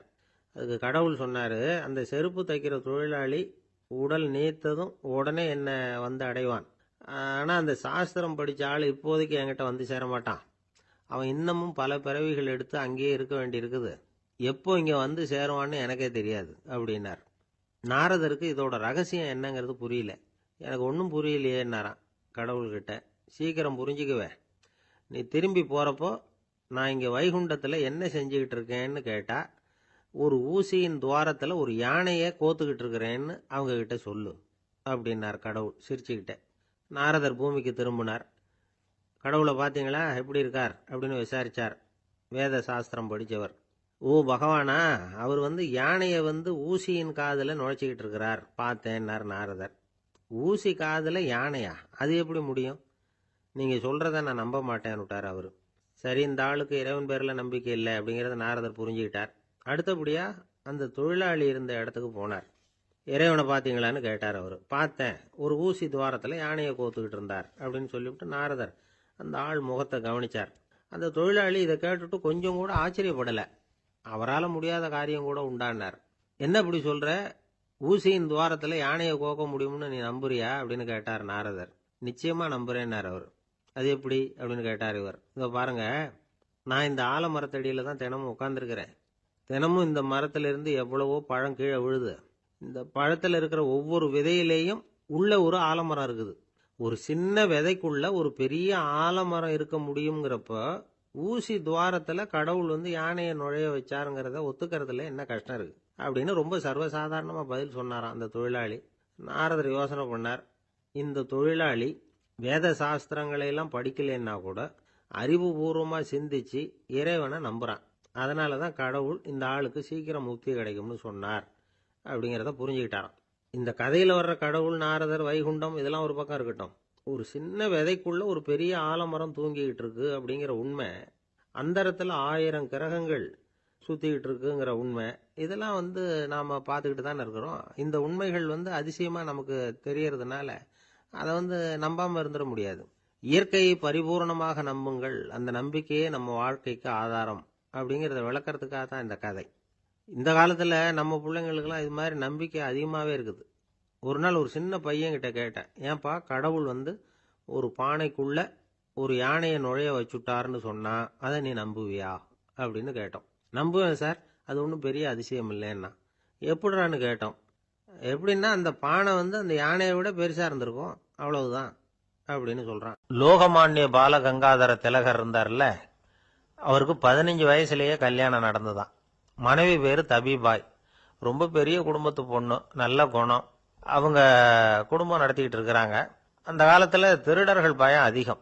இந்த காலத்துல மட்டும் என்னன்னு கேக்குறீங்களா? நீங்க கேக்குறது நியாயம்தான். இருந்தாலும் இந்த காலத்து திருடனுக்கும் அந்த காலத்து திருடனுக்கும் ஒரு முக்கியமான வித்தியாசம் உண்டு. அதாவது அந்த காலத்து திருடன்லாம் நியாயம் அநியாயம் பாக்குறது உண்டு, இந்த காலத்துல அப்படி பாக்குறது இல்லை. அந்த காலத்துல திருட வர்றவங்கள்ட்ட கூட ஒரு தார்மீக உணர்வு உண்டாம். அதாவது அப்போ உள்ள கொள்ளைக்காரங்க எதை களவாடினாலும் சரி, அரிசியை மட்டும் களவாடுறது இல்லையா, அப்படி ஒரு கொள்கை. அதனால பாருங்க, அந்த காலத்து பெண்கள் நகை நட்டுகளை பத்திரமா வைக்கணும்னா பெட்டியில வைக்கிறது இல்ல, அரிசி பானையில போட்டு வச்சு விடுறது. இப்பெல்லாம் பேங்க்ல சேஃப்டி லாக்கர்னு இருக்குல்ல, அது மாதிரி அந்த காலத்துல சேஃப்டி லாக்கருங்கிறது அரிசி பானை. இந்த வளையல், மூக்குத்தி, தோடு இப்படி எதுவா இருந்தாலும் அதுல போட்டு பத்திரமா வச்சிருவாங்க. திருடன் அரிசி பானை பக்கம் போறதில்லை. ஏன்னா சாப்பிடுற விஷயத்துல கை வைக்கக்கூடாது, அது பாவம் அப்படின்னு அவன் நினைக்கிறான். திலகரோட மனைவி தபீபாயும் அதே மாதிரி தன்னுடைய ஆபரணங்களை ஒரு அரிசி பானைக்குள்ள போட்டு மூடி வச்சிருந்தாங்களாம்.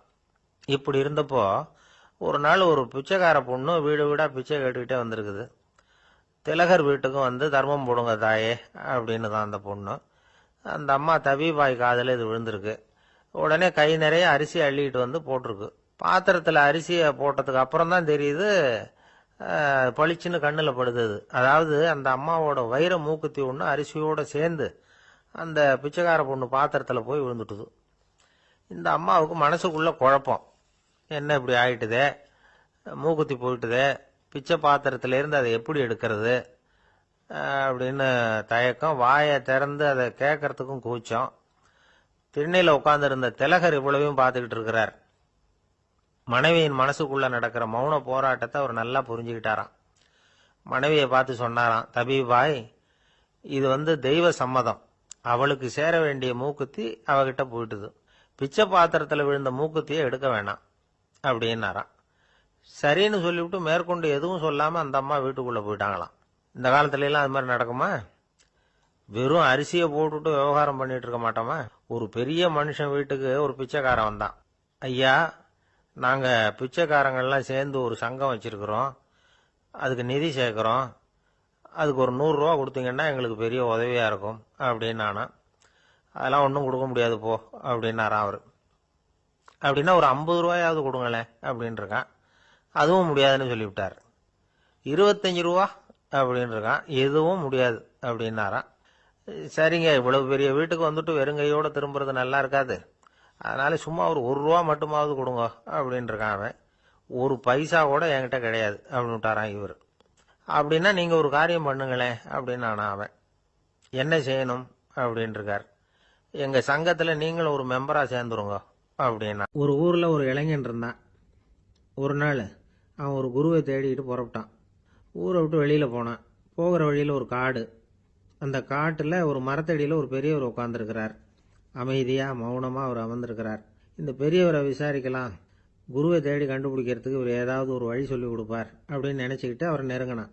ஐயா, எனக்கு ஒரு குரு தேவை, எங்க கிடைப்பார், அவரை எப்படி அடையாளம் கண்டுபிடிக்கிறது, அதை பத்தி ஏதாவது விவரம் சொன்னீங்கன்னா நான் கண்டுபிடிச்சுக்குவேன் அப்படின்றான். பெரியவர் நிமிர்ந்து பார்த்தார். தம்பி, அது ரொம்ப சுலபம். அவர் வயசானவரா இருப்பார், என்னை விட சுமார் 30 வயசு அதிகமா இருக்கும். அவர் ஒரு மரத்தடியில் தான் உட்கார்ந்துருப்பார் அப்படின்னு இருக்கான். சரிங்க பெரியவரே, அது என்ன மாதிரியான மரம், எப்படி இருக்கும் அப்படின்னு கேட்டிருக்கான். பெரியவர் அந்த விவரங்களையும் சொல்லியிருக்கிறாரு. அது மட்டும் இல்லை, சந்திக்கிற நாள், நேரம், வினாடி முதற்கொண்டு எல்லா விவரங்களையும் துல்லியமாக சொன்னாராம். இவ்வளவு விவரங்களை இவரால் எப்படி சொல்ல முடியுது அப்படின்னு இவனுக்கு ஆச்சரியம். இருந்தாலும் அந்த பெரியவர் கடைசியாக ஒரு விவரம் சொன்னார். அது என்ன தெரியுமா, எப்படியும் நீ அவரை சந்திக்கிறதுக்கு ஒரு 30 வருஷம் ஆகும் அப்படின்னு சொல்லிவிட்டாராம். ரொம்ப நன்றிங்க பெரியவரே அப்படின்னு சொல்லிவிட்டு அந்த இளைஞன் புறப்பட்டுருக்கான். இப்போ அவனுக்கு குரு பத்தின விவரம் எல்லாம் கிடைச்சிட்டுது, சந்திக்கிற நேரமும் தெரிஞ்சுட்டுது. ஆனா 30 வருஷம் அவரை தேடி அலைய வேண்டியிருக்குமே. அவன் தேட ஆரம்பிச்சான். காடு மலை எல்லாம் சுத்தி அலைஞ்சான். பல வருஷங்கள் தேடினான், அழுத்து போயிட்டான். கடைசியில அவனுக்கும் வயசாயிட்டுது. கடைசியில் தன்னுடைய சொந்த ஊருக்கே திரும்பி போய்கிட்டு இருந்தான். அங்கே ஒரு மரத்தடியில் அவன் தேடிக்கிட்டு இருந்த குருநாதர் கிடைச்சார். யார் அவருன்னா, 30 வருஷத்துக்கு முன்னாடி வழி சொல்லி கொடுத்தாருல அதே பெரியவர். அவருக்கு இப்போ 30 வயசு அதிகமாக இருந்தது. அதே மரம். அன்னைக்கு பெரியவர் சொன்ன அடையாளம் இப்போ பொருத்தமாக இருந்தது. இப்போ அந்த பெரியவர் சொன்னார், சரியா வந்து சேர்ந்துட்ட, வா, உனக்காக தான் நான் இவ்வளவு காலமும் காத்துக்கிட்டு இருந்தேன் அப்படின்னாராம். என்ன சொல்றீங்கன்னு இருக்கான். 30 வருஷத்துக்கு முன்னாடி என்கிட்ட வந்தியே, அப்பவே என் காலம் வந்து முடிஞ்சு போயிருந்தது. அப்பவே என்ன உனக்கு அடையாளம் தெரியல, அதனால இவ்வளவு காலம் உனக்காக காத்துட்டு இருக்கும்படி ஆயிட்டுது அப்படின்னாராம். ஐயா, அப்பவே நீங்க சொல்லியிருக்கலாமே, இதுதான் 30 வருஷம் கழிச்சு நீ சந்திக்க போற இடம், நான் தான் உன்னுடைய குரு அப்படின்னு சொல்லியிருக்கலாமே அப்படின்னு இருக்கான். அந்த பெரியவர் சிரிச்சுக்கிட்டே இதுக்கு பதில் சொன்னாராம். நான் எவ்வளவோ விவரமாக தான் சொன்னேன், நீ சரியா புரிஞ்சுக்கல. காரணம், அப்போ நீ போதுமான அளவுக்கு பக்குவம் பெற்றிருக்கவில்லை. அதனால புரியும் சக்தி இல்லாமல் போயிட்டுதப்போ. 30 ஆண்டு காலம் நீ அலைஞ்சு தெரிஞ்சிருக்கிற, அது காரணமா இப்போ உனக்கு அந்த பக்குவம் வந்துட்டுது. அதனால தான் அடையாளம் காண முடிஞ்சது, நானே உன்னுடைய குரு அப்படின்னாராம். இதுல இருந்து என்ன தெரியுதுன்னா, ஆன்மீகத்துல மாணவனாக சேர்றதுக்கு கூட ஒரு பக்குவத்தன்மை தேவைப்படுது. ஒரு பெரிய ஞானி, அவர்கிட்ட சீடனா இருக்க ஒருத்தன் வந்தான், எதிரில் நின்னான். ஞானி அவனை வெகு நேரம் உற்று பார்த்தார். அப்புறம் சொன்னார், சீடனா இருக்கிறது ரொம்ப சிரமம்னார். நான் தயாரா இருக்கிறேன்னா. அது இன்னமும் சிரமமாச்சே, இங்கே வந்து குருவா இருக்கிறது மட்டுமே சுலபம் அப்படின்னாராம். அப்படின்னா நான் குருவாவே ஆயிடுறேன் அப்படின்னானா. இது போலவே இந்த காலத்துல கதை ஒன்று உண்டு. ஒரு பள்ளிக்கூடத்துல வகுப்பு ஆசிரியர் மாணவனை திட்டிக்கிட்டு இருந்தார். டேய், நீ 100க்கு 10 மார்க் தான் வாங்கிட்டு இருக்க, இவ்வளவு மோசமா நீ படிச்சா கடைசியில மாடு மேய்க்கிறது கூட லாய்க்கு இல்லாதவனா ஆயிடுவ, அதுக்கப்புறம் என்ன செய்ய போற அப்படின்னாராம். பையன் தலையை சொரிஞ்சுக்கிட்டே சொன்னானா, சார் அப்படின்னா ஒன்று செய்யறேன் அப்படின்னானா. இவர் கேட்டிருக்கார், என்ன செய்ய போறேன்னு. வேற என்ன சார், உங்களை மாதிரி ஒரு ஆசிரியர் ஆயிடுறேன் அப்படின்னானா. இமயமலை அடிவாரத்தில் ஒரு மடம். அங்கே ஒரு சன்னியாசி இருந்தார். அவர்கிட்ட ஒருத்தர் வந்தார். சுவாமி, ஆசையை உதற நினைக்கிறேன், முடியல, ஒட்டிக்கிட்டே வருது அப்படின்னாராம். இப்படி உட்கார, ஒரு கதை சொல்கிறேன் அப்படின்னு சொல்லி அவர் சொல்ல ஆரம்பிச்சாராம். அவர் சொன்ன கதை என்னன்னா, ஒரு ஊரில் ஒரு ஆள் இருந்தான். அவன் பேர் குப்புசாமி. அவன்கிட்ட எப்பவும் ஒரு பழைய தொப்பி இருக்கும், விடவே மாட்டான். அதனால் அவனை எல்லாரும் தொப்பி சாமி அப்படின்னு தான் கூப்பிடுறது வழக்கம். ஒரு புது தொப்பி வாங்கிக்கப்படாதாப்பா அப்படின்னு நண்பர்கள்லாம் சொல்லி பார்த்தாங்க. பணத்துக்கு எங்கே போவேன் அப்படின்னு விட்டானா. பணம் வச்சிருக்கான், செலவு பண்ண மனசு வரல, மகா கஞ்சன். பழைய பாட்டில்கள்லாம் வாங்கி விற்றுக்கிட்டு இருந்தான். அப்படி ஒரு தடவை பழைய கண்ணாடி சாமான்களை ஏலத்தில் எடுத்தப்போ அதில் ஒரு அருமையான சென்ட் பாட்டில் கிடைச்சிது. உடனே ஒரு ஐடியா பண்ணான். அந்த சென்ட்டை வந்து சின்ன சின்ன பாட்டில்களில் அடைச்சி ஜன்னல் ஓரமாக அடுக்கி வச்சுட்டான். அதை விற்றா நிறைய பணம் கிடைக்குமே, அதனால். இதுக்கு இடையில் ஒரு நாள் அவன் வந்து அப்படியே உட்காந்துருந்தான். அந்த நேரம் நண்பன் வந்தான். ஏண்டா, உன் பழைய தொப்பியை மாற்றப்படாதா, ஊரில் எல்லாரும் கேலி பேசுகிறாங்களே உன்னை தொப்பி சாமின்னு அப்படின்னு சொல்லி கேட்டிருக்கான். இந்த சென்ட்டு பாட்டில் விற்றதும் பணம் வரும், அதுக்கப்புறம் பார்க்கலாம் அப்படின்னு நானா இவன். சரி வா, நீச்சல் குளத்துக்கு போயிட்டு வருவோம் அப்படின்னு கூப்பிட்டுருக்கான் நண்பன். 2 பேரும் போனாங்க. அதே நேரம் அந்த ஊர் நீதிபதியும் அங்கே குளிக்க வந்தாராம். அவர்கிட்ட இருந்தது விலை வசந்த ஒரு புது தொப்பி. அதை அங்கே இருந்த ஸ்டாண்டில் மாட்டிவிட்டு குளிக்க போனார். இதுக்கிடையில் குப்புசாமி குளிச்சுட்டு வந்தான். அவனுடைய பழைய தொப்பியை காணலை. அந்த புது தொப்பியை பார்த்தா இது நண்பனுடைய வேலை தான் அப்படிங்கிறதாக புரிஞ்சுக்கிட்டு அதை எடுத்து மாட்டிட்டு வந்துட்டான். நீதிபதி குளிச்சுட்டு வந்து பார்க்குறாரு, தொப்பியை காணும். போலீஸில் புகார் கொடுத்தார். அவங்க வந்து தேடினாங்க. ஒரு மூலையில் பழைய தொப்பி கிடைச்சிது. அடடா, இது நம்ம குப்புசாமியோட தொப்பி இல்லையா அப்படின்னு நானா ஒருத்தன். உடனே அவன் வீட்டுக்கு தேடிட்டு போயிருக்காங்க. அங்கே போய் பார்த்தா புது தொப்பி அங்கே இருக்குது. உடனே அவனுக்கு 1000 ரூபாய் அபராதம் போட்டாங்களாம்.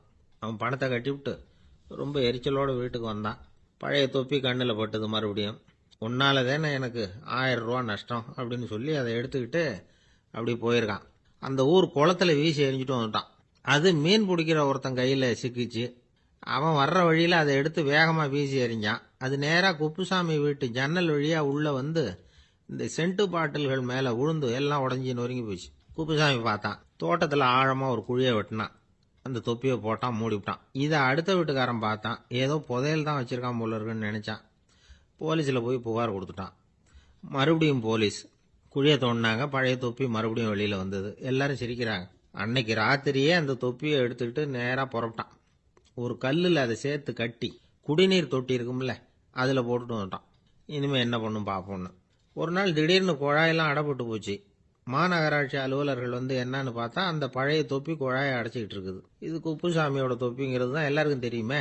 உடனே குடிநீரை பாழாக்கணத்துக்காக குப்புசாமிக்கு கோர்ட்டு 2500 ரூபாய் அபராதம் போட்டுவிட்டுது. அதையும் கட்டிவிட்டு வெளில வந்தான். கடைசியா முடிவு பண்ணான். ஒரு நெருப்பு குச்சியை கிழிச்சான். தொப்பியை கொளுத்தினான். எரிஞ்சது. எடுத்து வெளில எரிஞ்சான். கொஞ்ச நேரத்துல தீ அணைப்பு படம் வந்துட்டுது. ஆமா, இவன் எடுத்து எரிஞ்சது வெளியில விழுந்து வீட்டு கூரையே பத்திக்கிட்டு எரிய ஆரம்பிச்சுட்டுது. அவனோட பணத்தாசையும் அதோட சேர்ந்து எரிஞ்சு போச்சான். இப்படி ஒரு கதை. இந்த கதையை சொல்லி முடிச்சார் அந்த இமயமலை அடிவாரத்தில் இருந்த சன்னியாசி. இப்ப அந்த குப்புசாமி எங்க இருக்கிறான்னு கேட்டார் எதிரில் இருந்தவர். இதோ உன் எதிரிலே இருக்கிறான், நான் தான் அந்த குப்புசாமி அப்படின்னாராம் அந்த சன்னியாசி. அந்த குப்புசாமி கிட்ட இருந்தது மாதிரி ஒரு பழைய தொப்பி நம்ம ஒவ்வொருத்தர்கிட்டையும் உண்டு. அதை எப்படி தொலைக்கிறதுன்னு தெரியாம தடுமாறிக்கிட்டு இருக்கிறோம். அது என்ன தொப்பிங்கிறீங்களா? அதுதான் நம்மை சூழ்ந்திருக்கிற மாயை அப்படிங்கிறார் சுவாமி சின்மயானந்தர். மெய்ஞானம் கிடைக்கிறப்போ மாயை எரிஞ்சு போகும் அப்படிங்கிறது அவருடைய கருத்து. நம்மால் ஒருத்தர் வேகமா ஓடி வந்தார். காலில் மாட்டியிருந்த பழைய செருப்பு ரெண்டையும் ஆவேசமா தூக்கி ஒரு கிணத்துல போட்டுட்டு வெறுங்காலோட நடந்து வந்துகிட்டு இருக்கிறார். ஏன் அப்படி பண்ணீங்க அப்படின்னு கேட்டோம். அந்த செருப்புக்கு சொந்தக்காரன் பின்னாடி வந்துகிட்டு இருக்கிறான், அதனால அப்படி பண்ணேன் அப்படிங்கிறார் இவர். காசியில் இருக்கிற கடவுள் காசி விஸ்வநாதர், அங்க இருக்கிற தேவி காசி விசாலாட்சி. இவங்க 2 பேரும் ஒரு நாள் பேசிக்கிட்டு இருந்தப்போ கடவுள் சொன்னார், இந்த மனிதர்களை நாம ரொம்பவும் நம்பிக்கையோட தான் படைச்சிருக்கிறோம். இருந்தாலும் அவங்களுக்கு தான் நம்பிக்கை இல்லை, எதுலேயும் ஒரு உண்மையான நம்பிக்கை இல்லாமல் வாழ்ந்துக்கிட்டு இருக்கிறாங்க அப்படின்னார். என்ன அப்படி சொல்றீங்க? அதோ பாருங்க, எவ்வளவு பேர் காசியை தேடிட்டு கங்கையில் குளிச்சுக்கிட்டு இருக்கிறாங்க. அவங்கெல்லாம் நம்பிக்கை இல்லைன்னா இவ்வளவு தூரம் தேடிட்டு இங்கே குளிப்பாங்களா அப்படின்னு நாங்கள் தேவி. சரி, அதை சோதிச்சு பார்க்கலாம் அப்படின்னு 2 பேரும் முடிவு பண்ணிக்கிட்டாங்க. உடனே ஒரு திட்டம் போட்டாங்க. அது எப்படின்னா, நாம் 2 பேருமே பக்தர்கள் மாதிரி உருவத்தை மாற்றிக்கிட்டு கங்கை கரைக்கு போக வேண்டியது. நான் கங்கையில் இறங்கி குளிக்கிறேன். கொஞ்ச நேரத்தில் சுழலில் மாட்டிக்கிட்டது மாதிரி நடிக்கிறேன். நீ உடனே கரையிலிருந்து சத்தம் போடு, என்னோட வீட்டுக்காரரை யாராவது காப்பாற்றுங்களேன்னு சத்தம் போடு. அதோட இன்னொன்று சொல்லு, யாராவது ஒரு புண்ணிய ஆத்மா அவர்கிட்ட போய் அவருடைய முடியை பிடிச்சி இழுக்கணும். அப்படி ஒரு சாபம் இருக்குது எங்களுக்கு. புண்ணிய ஆத்மா, அதாவது எந்த பாவமும் செய்யாத இல்லாத ஒருத்தர் தான் அவரை காப்பாற்ற முடியும். அப்படிப்பட்டவங்க யாராவது வெள்ளத்தில் குதிச்சு என்னுடைய கணவரை காப்பாற்றுங்கோ அப்படின்னு நீ சத்தம் போடு, கூச்சல் போடு, என்ன நடக்குதுன்னு பார்க்கலாம் அப்படின்னார் கடவுள். சரின்னு சொல்லி 2 பேருமா சாதாரண பக்தர்கள் மாதிரி கங்கை கரைக்கு சேர்ந்தாங்க. அவர் இறங்கி குளிச்சார். திட்டம் போட்டது மாதிரியே சுழலில் மாட்டிக்கிட்டது மாதிரி கத்துனார். கரையில் இருந்த அந்த அம்மா, ஐயோ என் கணவரை காப்பாற்றுங்களேன், யாராவது காப்பாற்றுங்களேன்னு கத்துனாங்க. பல பேர் ஓடி வந்தாங்க. உடனே இவங்க, பாவம் இல்லாத புண்ணிய ஆத்மா ஒருத்தரால் தான் என்னுடைய கணவர் காப்பாற்றப்படணுங்கிறது விதி, அப்படி ஒரு சாபம் இருக்கு, அதனால புண்ணிய ஆத்மா யாராவது அவர்கிட்ட போய் அவர் முடியை பிடிச்சி தூக்குனா அவரை காப்பாற்றி போடலாம் அப்படின்னாங்க. இவங்க இப்படி சொன்னதும் எல்லாரும் திகைச்சு போய் நின்றுட்டாங்க. ஒவ்வொருத்தருக்கும் அவங்க செஞ்ச பாவம்லாம் ஒவ்வொன்றா ஞாபகத்துக்கு வர ஆரம்பிச்சுட்டுது. சரி, இதுக்கு நாம லாயக்கு இல்லை அப்படின்னு சொல்லி ஒதுங்கி போக ஆரம்பிச்சிட்டாங்க எல்லாம். இந்த சமயத்தில் யாரோ ஒருத்தர் வேகமாக ஓடி வந்தார். ஆற்றுல குதிச்சார். அவர்கிட்ட போனார், முடியை பிடிச்சார், தூக்குனார், அவரை காப்பாற்றி கரைக்கு கொண்டுட்டு வந்துட்டார். அப்படி காப்பாற்றின அந்த ஆளை இவங்க 2 பேரும் தனியாக கூப்பிட்டுக்கிட்டு ஒரு மண்டபத்துக்கு வந்துட்டாங்க. விசாரிக்கிறாங்க. நீ யாரப்பா அப்படின்னு கேட்குறாங்க. ஏதும் தெரியாத மாதிரி. நான் இந்த ஊர் அன்ன சத்திரத்தில் வேலை செய்கிற ஒரு சமையல்காரன் அப்படிங்கிறார். நீ கங்கையில் குளிக்கிறது உண்டான்னு கேட்டிருக்காங்க. நான் இந்த ஊர்லேயே தான் இருக்கிறேன், இருந்தாலும் தினமும் கங்கையில் குளிக்கிறது இல்லை, எப்பாவது ஒரு நாள் அங்கே குளிப்பேன் அப்படின்னார். கங்கையில் மூழ்கி எழுந்திரிச்சா பாவம்லாம் தொலையும்னு சொல்கிறாங்க. அப்படி இருக்கிறப்போ அங்கே இன்னைக்கு கங்கையில் குளிச்சுக்கிட்டு இருக்கிறவங்கெல்லாம் தங்களை புண்ணிய ஆத்மாவா நினைக்கல. கங்கையில் குளிக்காத நீ உன்னை புண்ணிய ஆத்மாவா நினைச்சி என்னை காப்பாற்ற வந்திருக்கிற, அது எப்படி அப்படின்னு கேட்டார். அதுக்கு அந்த ஆள் சொல்கிறான், கங்கையில் குதிச்சதுக்கு அப்புறம் தானே உங்களை காப்பாற்ற போகிறோம், அப்படி குதிக்கும் பொழுது என்னுடைய பாவம்லாம் போயிருக்கும்ல, நான் புண்ணிய ஆத்மாவா ஆயிருப்பேனே, அதனால தான் துணிஞ்சு உங்களை காப்பாற்றினேன் அப்படின்னா.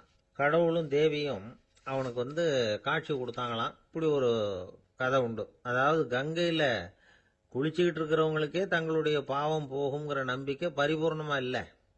குளிக்காத ஒருத்தனுக்கு அந்த நம்பிக்கை இருந்தது. அதனால் அவனால் கடவுளை பார்க்க முடிஞ்சது. கடவுளை நாமளும் பார்க்க முடியுமா முடியாதா அப்படிங்கிற குழப்பம்லாம் நமக்கு வேண்டியதில்லை. நம்பிக்கையோடு வாழணுங்கிற உண்மையை மட்டும் இந்த கதையிலேருந்து புரிஞ்சுக்கிட்டா போதும்.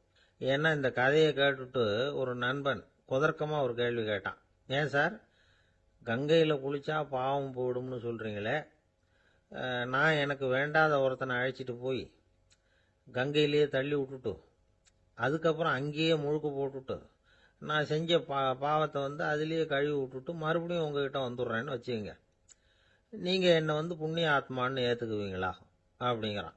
ஆள் கொஞ்சம் அசந்தான் நம்மளே அங்கே அழைச்சிட்டு போனாலும் போயிடுவான். 13வது பாடல். புள்ளின்வாய் கீண்டானே பொல்லா அரக்கனே கிள்ளிக் களைந்தானே, கீர்த்திமை பாடிப்போய் பிள்ளைகள் எல்லோரும் பாவை களம் புக்கார், வெள்ளி எழுந்து வியாழம் உறங்கிற்று புள்ளும் சிலம்பினகான், போதறிக் கண்ணினாய் குள்ளக் குளிரக் குடைந்து நீராடாதே பள்ளி கிடத்தியோ, பாவாய் நீ நன்னாளால் கள்ளம் தவிர்ந்து கலந்தேலோர் எம்பாவாய்.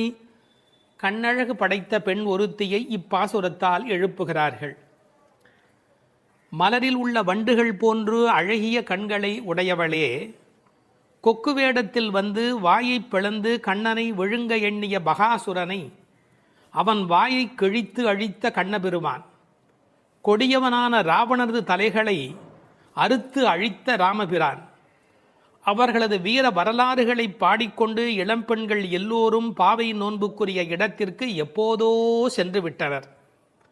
வானத்திலேயோ குரு என்கிற கோள் மறைந்து சுக்கிரன் உதயமாகிவிட்டான். பட்சிகள் வீதியெல்லாம் பறந்து சப்திக்கின்றன. இந்த மார்கழி விடியல் விடியும் முன்பே உடல் நன்கு குளிரும்படி மடுவில் குடைந்து குடைந்து நீராட வேண்டாமா? இன்னும் படுக்கையில் சுருண்டு கிடக்கலாமா? நல்ல நாளும் அதுவுமாக இப்படி இருக்கிறாயே, அப்படி உனக்கு என்ன தனிய அனுபவம்? உன் மனதில் உள்ள கள்ளத்தனத்தை விடுத்து எங்களோடு சேர்ந்து வா என்று அழைக்கிறார்கள். இதை ரசமாக அனுபவிக்கிறவர்கள் முதல் பாடலிலே மனத்துக்கினியான் என்று ராமனை பேசிவிட்டதால் இந்த ஆயர்பாடிக்குள்ளே ஒரு பெரிய விவாத கோலாகலம் ஏற்பட்டு விட்டதாம். அதாவது சர்ச்சை. அது யாரடா அது? கண்ணனுடைய ஊரிலே ராமனுடைய கதையை பேசி கொண்டிருக்கிறார்களே என்று சில பேர், சில ஆயர்கள் கோபப்படவும், ஏன் அப்படி பேசக்கூடாதா என்று சில பேர் மறுபடியும் எதிர்ப்பக்கம் விவாதிக்கவும், ஒரு பட்டிமண்டபத்தை போலவே ஒரு விவாதம் அங்கு தொடங்கிவிட்டது என்று அனுபவிப்பார்கள். ஏனென்றால் இந்த பாடல் எப்படி வருகிறது? புள்ளின்வாய் கீண்டானி என்று கண்ணபெருமான் பகாசுரனை அழித்த கதையை சொல்லி பிறகு பொல்லா அரக்கனை கிள்ளிக் களைந்தானே என்று ராமாவதார கதையையும் சேர்த்து பேசுகிறார்கள். அதை எப்படி சொல்லுகிறார்கள்? கண்ணனுடைய ஸ்தலத்தில் ராமனுடைய கதையா என்று ஒருவர் கேட்க, ஏன் முன்பு ராமனை பாடிய காலத்திலே நாம் கண்ணனை சேர்த்து பாடியது இல்லையா? அந்த காரணமாக வருக வருக வருக இங்கே வாமன நம்பி வருக, கரிய குடல் செவ்வவாய் முகத்து என் காகுத்த நம்பி வருக என்று ஆண்டாளே பாடியிருக்கிறாளே. எனவே ஆண்டாள் சிற்றில் சிதைத்தல் பாடுகிற காலத்தில் சீதவாய் அமுதம் உண்டாய் எங்கள் சிற்றில் சிதையேல் என்று பாடியிருக்கிறாளே. அந்த அனுபவத்தை எல்லாம் இங்கே குறிப்பிடுகிறார்கள்.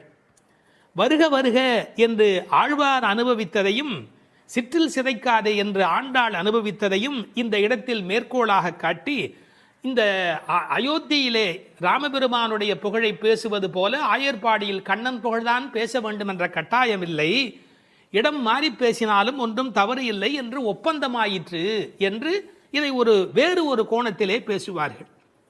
தீவிர பற்று உடையவர்கள் எப்போதும் இது போன்ற பிரச்சனைகளில் ஈடுபடுவது என்பது தவிர்க்க முடியாதது. புள்ளின்வாய் கீண்டானே பொல்லா அரக்கனை கிள்ளிக் களைந்தானே, பறவை வடிவத்திலே வந்தவனை அவன் அழித்தவன். பள்ளத்தில் மேயும் பறவை உருக்கொண்டு கள்ள அசுரன் வருவானை தான் கண்டு புள்ளிதுவென்று பொதுக்கோ வாய்க்கின்றான், அப்படியே வாய்க்கிண்டிட்டான், அப்படியே கிழித்து எறிந்து விட்டான். அப்படி அழித்த வரலாற்றை சொன்னவர்கள் பொல்லா அரக்கனை கிள்ளிக் களைந்தானே என்று ராவணனை கொன்றதை பேசுகிறார்கள். இந்த எழுப்புகிற பெண்கள் இந்த பாடலை எல்லாம் கருத்தை எல்லாம் சொல்லி எழுப்புகிறார்கள். உரை கண்டவர்கள் கேட்டார்கள், பொல்லா அரக்கன் என்ற ராவணனை குறிப்பிட்டால் நல்ல அரக்கன் உண்டோ? என்ன நயம் பாருங்கள். உண்டு, அரக்கர் குலத்தில் பிறந்தாலும் விபீஷணன் நல்ல அரக்கன், ராவணனோ பொல்லா அரக்கன். அவனோடு பெரிதாக போர் செய்தார் என்று சொல்ல முடியாதான், கிள்ளி களைந்தார். தமிழில் ஒரு பழக்கம் உண்டு, யாராவது ரொம்ப அலட்சியமாக நினைச்சா என்ன கிள்ளுக்கிறேன்னு நினைச்சுக்கிட்டியா என்று கேட்பார். அப்படி ராவனுடைய தலைகளை ராமன் கிள்ளினானான், கிள்ளி களைந்தானே. அதுக்கு வேற ஒரு பொருள் உண்டு.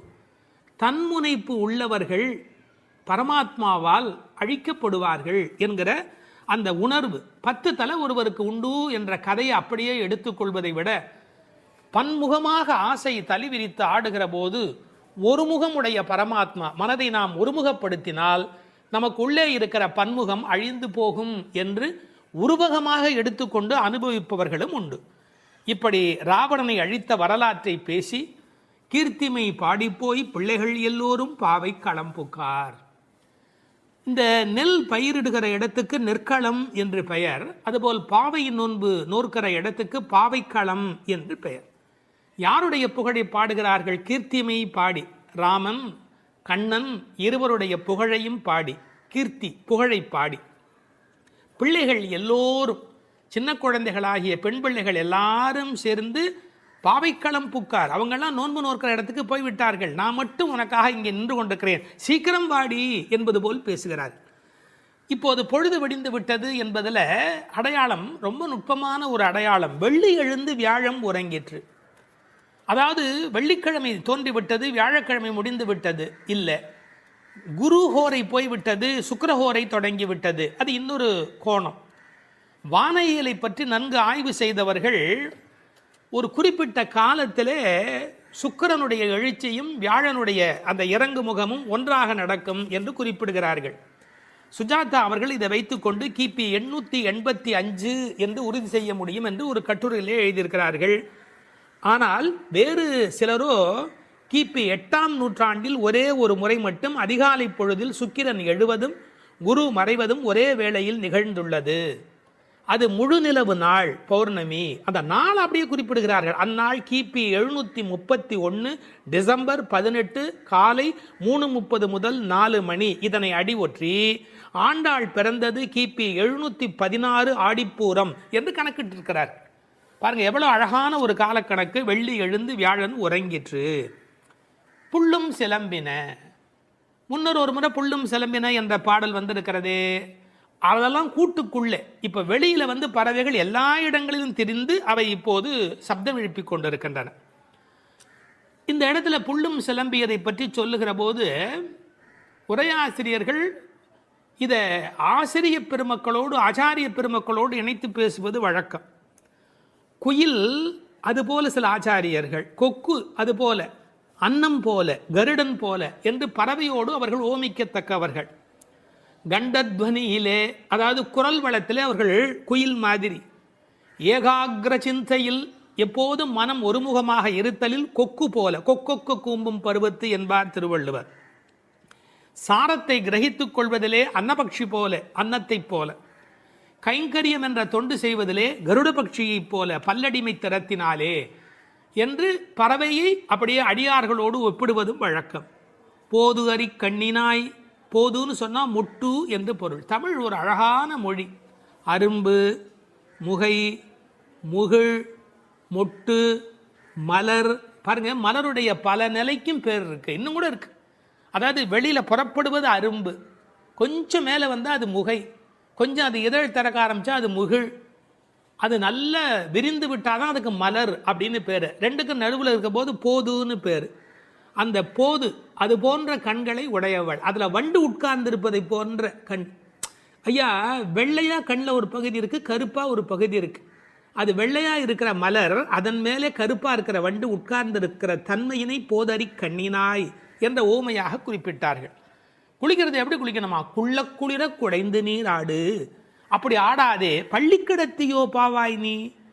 இந்த பெண்ணம்பெரிய அப்படிங்கிற ஒரு சொல்லாட்சி உண்டு. அதுபோல குள்ள குளிர என்ற வார்த்தையை பயன்படுத்தினார்கள். நல்லா முங்கி குளிக்க வேணும், குடைந்து நீராட வேண்டும். ஆற்றில் குளத்தில் கிணற்றில் இருந்து நீர் வளம் இருக்கிற இயற்கையை புதுப்பிக்கின்ற அந்த அழகான மழைக்கு பிறகு அந்த குளிக்கிற சுகத்தை இந்த வரியிலேயே கொண்டு வருகிறாள். குளிர குடைந்து நீராடாதே பள்ளி கடத்தியோ பாவாய் நீ நன்னாளால். எல்லா நாளுமே நல்ல நாள் தான். ஆனால் இன்றைக்கு கண்ணனுக்கு நாம் பார்க்க போகிற நாள், ஊருக்கு நலம் செய்கிற நாள், உனக்கு நன்மையான நாள். அப்படி இருக்கும்போது நீ படுத்து கிடக்கிறாயே, பள்ளி அறையிலேயே படுத்து கிடப்பவருக்கு பள்ளி கொண்ட பெருமாளை பார்க்கிற பாக்கியம் கிடைக்குமா? அவனை பருகும் சுகம் உனக்கு எப்படி வாய்க்கும்? கள்ளம் தவிர்ந்து கலந்தேலோர் எம்பாவாய். நீ மட்டும் தனியாக மனசில் அனுபவிக்கிறியா? அந்த திருட்டுத்தனத்தை விட்டுடு. கள்ளம் தவிர்ந்து தனியாக அனுபவிக்காதே, கலந்து ஏலோர் எம்பாவாய். இறைவனை எல்லோரும் சேர்ந்து அனுபவிப்பதே சுகம் என்று இந்த பாசுரத்தால் அவர்கள் விளக்கி காட்டுகிறார்கள். திருப்பாவை 11ஆம் பாட்டு. கற்றுக்கரவை கணங்கள் பல கறந்து செற்றார் திரளழியச் சென்று செரு செய்யும் குற்றமொன்று இல்லாத கோவலர்தம் பொற்கொடியே புற்றரவு அல்குல் புனமையிலே போதராய். சுற்றத்து தோழிமார் எல்லாரும் வந்து நின் முற்றம் புகுந்து முகில் வண்ணன் பேர் பாட சிற்றாதே பேசாதே செல்வப் பெண்டாட்டினி எற்றுக்கு உறங்கும் பொருளேலோர் எம்பாவாய். கண்ணனை எண்ணி நோற்காமல் அவன்தான் நம்மை எண்ணி நோற்று இங்கு வரட்டுமே என்று எண்ணி எல்லாவற்றிலும் சிறந்தவளான ஒரு பெண், பக்தி பெண் இந்த பாசுரத்தில் எழுப்பப்படுகிறாள். எல்லாமே கன்றுகள் போல இளமையான பசுக்கூட்டங்கள், பலவற்றை கறப்பதில் ஈடுபட்டு உள்ளவர்கள் இந்த கோபாலர்கள். பகைவர்கள் வந்துவிட்டால் அவர்கள் இருக்கும் இடத்திற்கு சென்று அவர்களது திறமை அழியும்படி போர் புரிய வல்ல குற்றமற்ற போர் வீரர்களை பெற்ற ஆயர் குலத்திலிருந்து வந்த பொன்கொடி போன்றவள் இந்த பெண். புற்றிலே உள்ள நாகத்தின் படம் போன்ற மறைவிடத்தையும் காட்டில் உலவும் மயில் போன்ற சாயலையும் உடையவளே, எழுந்து வா. நமது ஆயர்குடி பெண்கள் எல்லோரும் உன் வீட்டு முற்றத்திலே கூடி மேக நிறமுடைய கண்ணனது திருப்பெயர்களை கூறி பாடி மகிழ்கிறோம். நீயோ அசைவதே இல்லை, வாய் திறந்து பேசுவதும் இல்லை. அப்படி என்ன பெரும் செல்வமடி உனக்கு? இந்த உறக்கத்தில் உனக்கு என்ன அவ்வளவு ஈடுபாடு? எழுந்து வா என வெளியில் உள்ள பெண்கள் உள்ளே உறங்கும் பெண்ணை எழுப்புவதாக அமைந்துள்ள பாடல். இவர்கள் யாரை எழுப்புகிறார்கள்? 3 அடையாளங்கள். கோவலர்தம் பொற்கொடியே, புற்றரவு அல்குல் புனமையிலே, செல்வப் பெண்டாட்டி என்று உள்ளே இருக்கிற பெண் சிறப்பிக்கப்படுகிறார். கோபாலர் என்பது தமிழிலே கோவலர் என்று எழுதுவது வழக்கம். அந்த குலத்தின் தங்க கொடி ஸ்வர்ணலதா. ஸ்வர்ணலதா என்ற வடமொழி சொல்லுக்கு பொற்கொடி என்பது தமிழிலே மொழிபெயர்ப்பு. இவள் ரொம்ப செல்வாக்கு மிக்கவள், பேரழகி. இந்த கோவலர் என்பதை அழகான வித்தியாசமான பல பொருள் சொல்வது வழக்கம். கோ பலர், அதாவது வாக்கிலே வல்லவர் என்று கூட ஒரு பொருள் சொல்வார்கள். கோ அலர், தங்களை தலைவனாக நினைத்ததே அல்ல, கண்ணனுக்கு அடிமையாக மட்டுமே தன்னை நினைத்து கொண்டிருக்கிறவர்கள். இவள் அவர்கள் வீட்டு ஒரு கொடி, கொழுங்கொடி, கொழுகொம்பு தேடுகிற ஒரு கொடி. கோல் தேடி ஓடும் கொழுந்ததே போன்று மால் தேடி ஓடும் மனத்தள் ஆவிக்கோர் பற்றுக்கொம்பு, இதெல்லாம் ஆழ்வார் திருவாக்கு.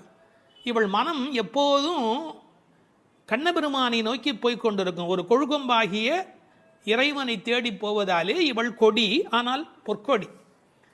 அடுத்த வார்த்தை அவளுடைய மறைவிடத்தை குறித்து பேசுகிறார்கள். புற்றரவு அல்குல் புனமையிலே, இது தமிழிலே ரொம்ப இயற்கை. அதில் என்ன ஒரு குறிப்பு இருக்கிறது என்றால், பாம்பு புற்றிலே ஒடுங்கிவிடும், அதுபோல் இவளுக்கு ஒடுக்கமான இடை என்பதை நாம் இந்த இடத்தில் புரிந்து கொள்ள வேணும். பெண்ணுக்கு இடை எப்படி இருக்க வேணும்? பொய்யோ எனும் இடையாளொடும் இளையானொடும் போனான், கம்பனுடைய வாக்கு. சீத்தையினுடைய இடை உண்டா இல்லையா என்று எல்லோரும் சர்ச்சை செய்கிற இடை என்று எழுதினார். இந்த புற்றரவு அல்குல் என்பதை கொஞ்சம் விளக்கம் சொல்லுகிற ஆச்சாரியர்கள் அது மறைந்திருப்பதையும், குளிர்ச்சி, பாம்பு புற்றுக்குள் மறைந்திருக்கும், புற்றுக்குள்ளே எப்போதும் வெப்பம் குறைவாக இருக்கும். நான் ஒரு குறிப்பு படித்தேன், 23 டிகிரி செல்சியஸ் அந்த சூட்டில் தான் உள்ளே இருக்குமா பாம்பு குடியிருப்பதற்கு விரும்புமா. ஏர் கண்டிஷன் ரூமில் இருக்கிற மாதிரி அந்த குளிர்ச்சி இருந்தால்தான் அது அங்கே இருக்குமா. அதுபோல இந்த பெண்ணின் மறைவிடத்தையும் அவர்கள் குளிர்ச்சி மிக்கது என்று பாடுகிறார்கள். ஆனால் புத்தரவு அல்குல் என்பதை தத்துவார்த்தமாக எடுக்கிற போது ஞானபக்தி மிக்க என்று அதற்கு வேறு இறை பொருள் கொண்டு சொல்லுவது வழக்கம். அடுத்த வார்த்தை புனமயிலே போதராய். மயில் என்று சொன்னால் போராதா, ஏன் புனமயில் என்று சொல்ல வேணும்?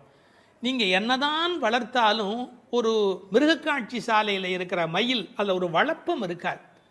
காட்டிலே இயற்கையோடு இயற்கையாக ஆடிக்கொண்டிருக்கிற மயில் இருக்கு, செழிப்பாக இருக்கும். காட்டு மயில், புனம்னா காடு, காட்டிலே இருக்கிற மயில். வளர்ப்பு மயிலுக்கு இல்லாத அழகு காட்டில் இருக்கிற மயிலுக்கு வனப்பு மயில். அது கண்ணுக்கு மிகவும் இனிமை தருவது மயில். கருங்கண் தோகை மயில் பீலி அணிந்து, கண்ணபெருமான் மயிலை விரும்புகிறவன், அதான் தலைமையிலேயே சூடிக்கொண்டிருக்கிறான்.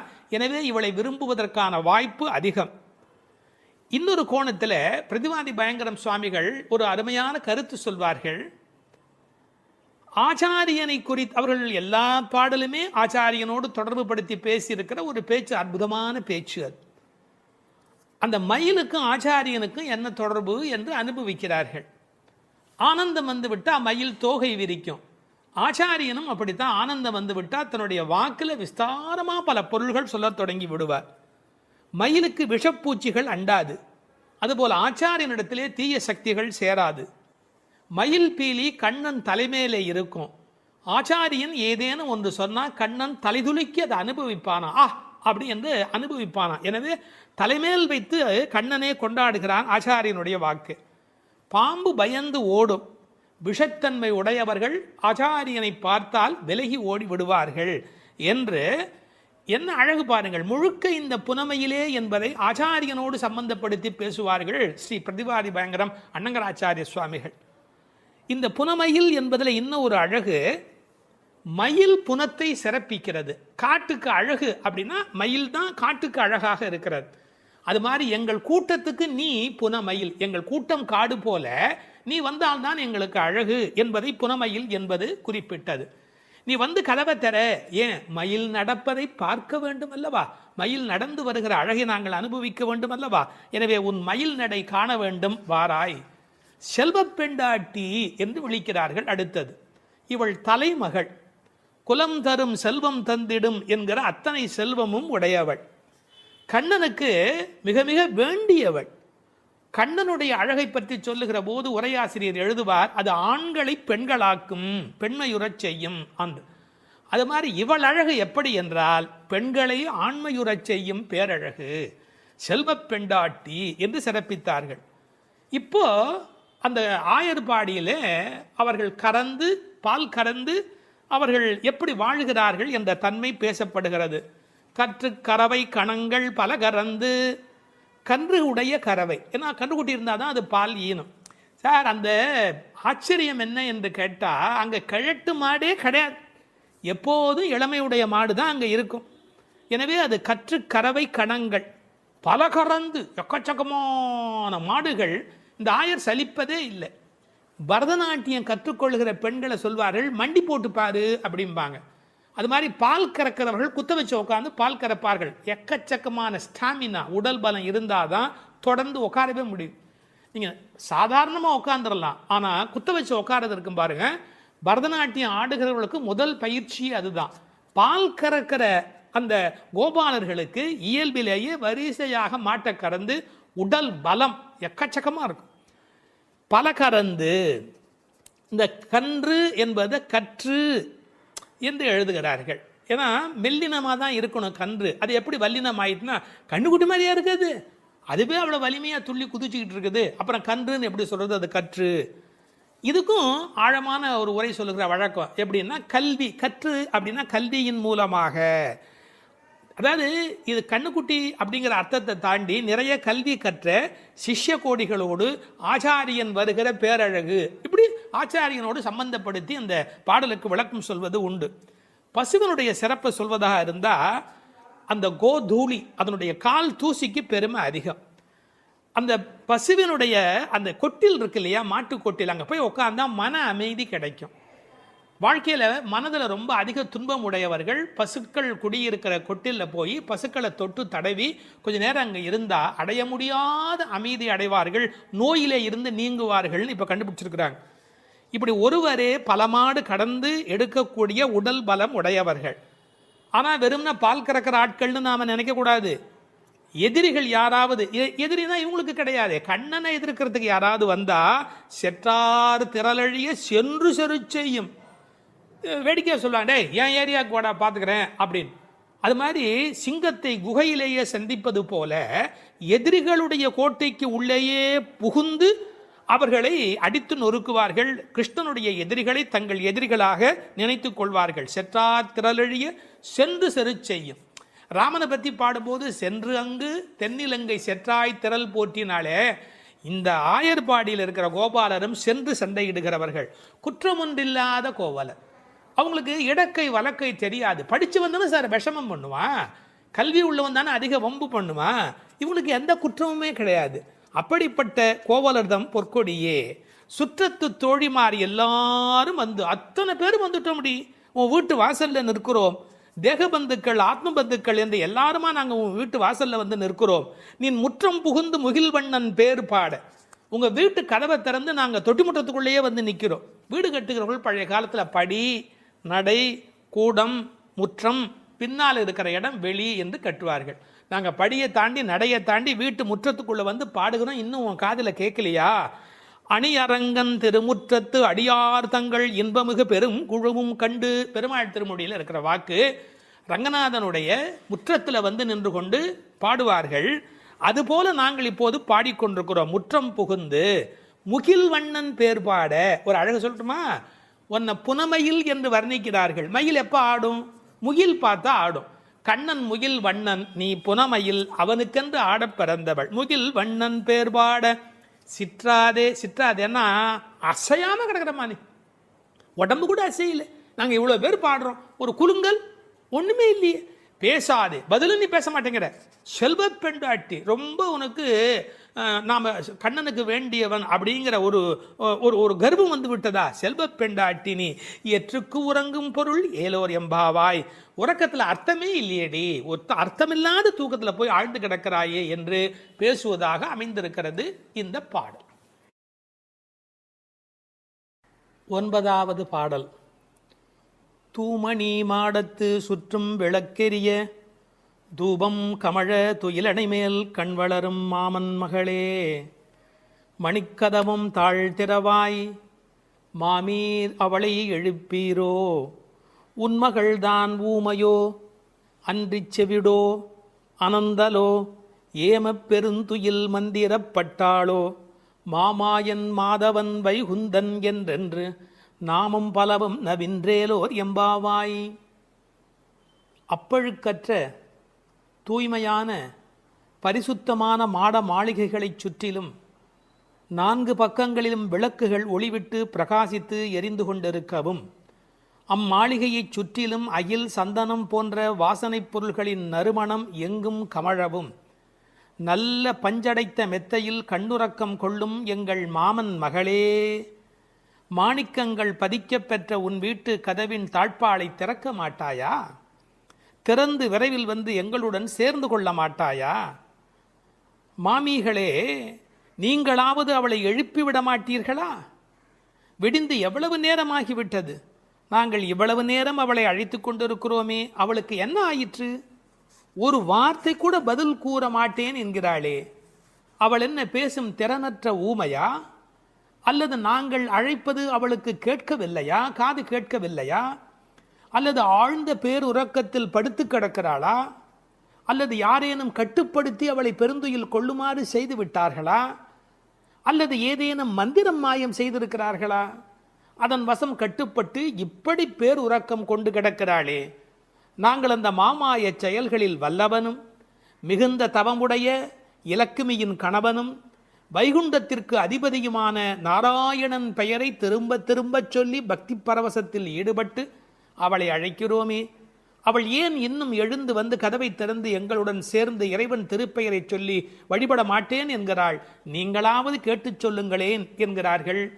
இந்த பாடலின் திரண்ட பொருள் இது. தூமணி மாடத்து சுற்றும் விளக்கெரிய. விளக்கு எரிப்பதற்கே நிறைய செல்வம் இருக்க வேண்டும். இது சீர்மல்கும் ஆய்பாடி செல்வச் சிறுமியர்கள் வாழுகிற இடம்.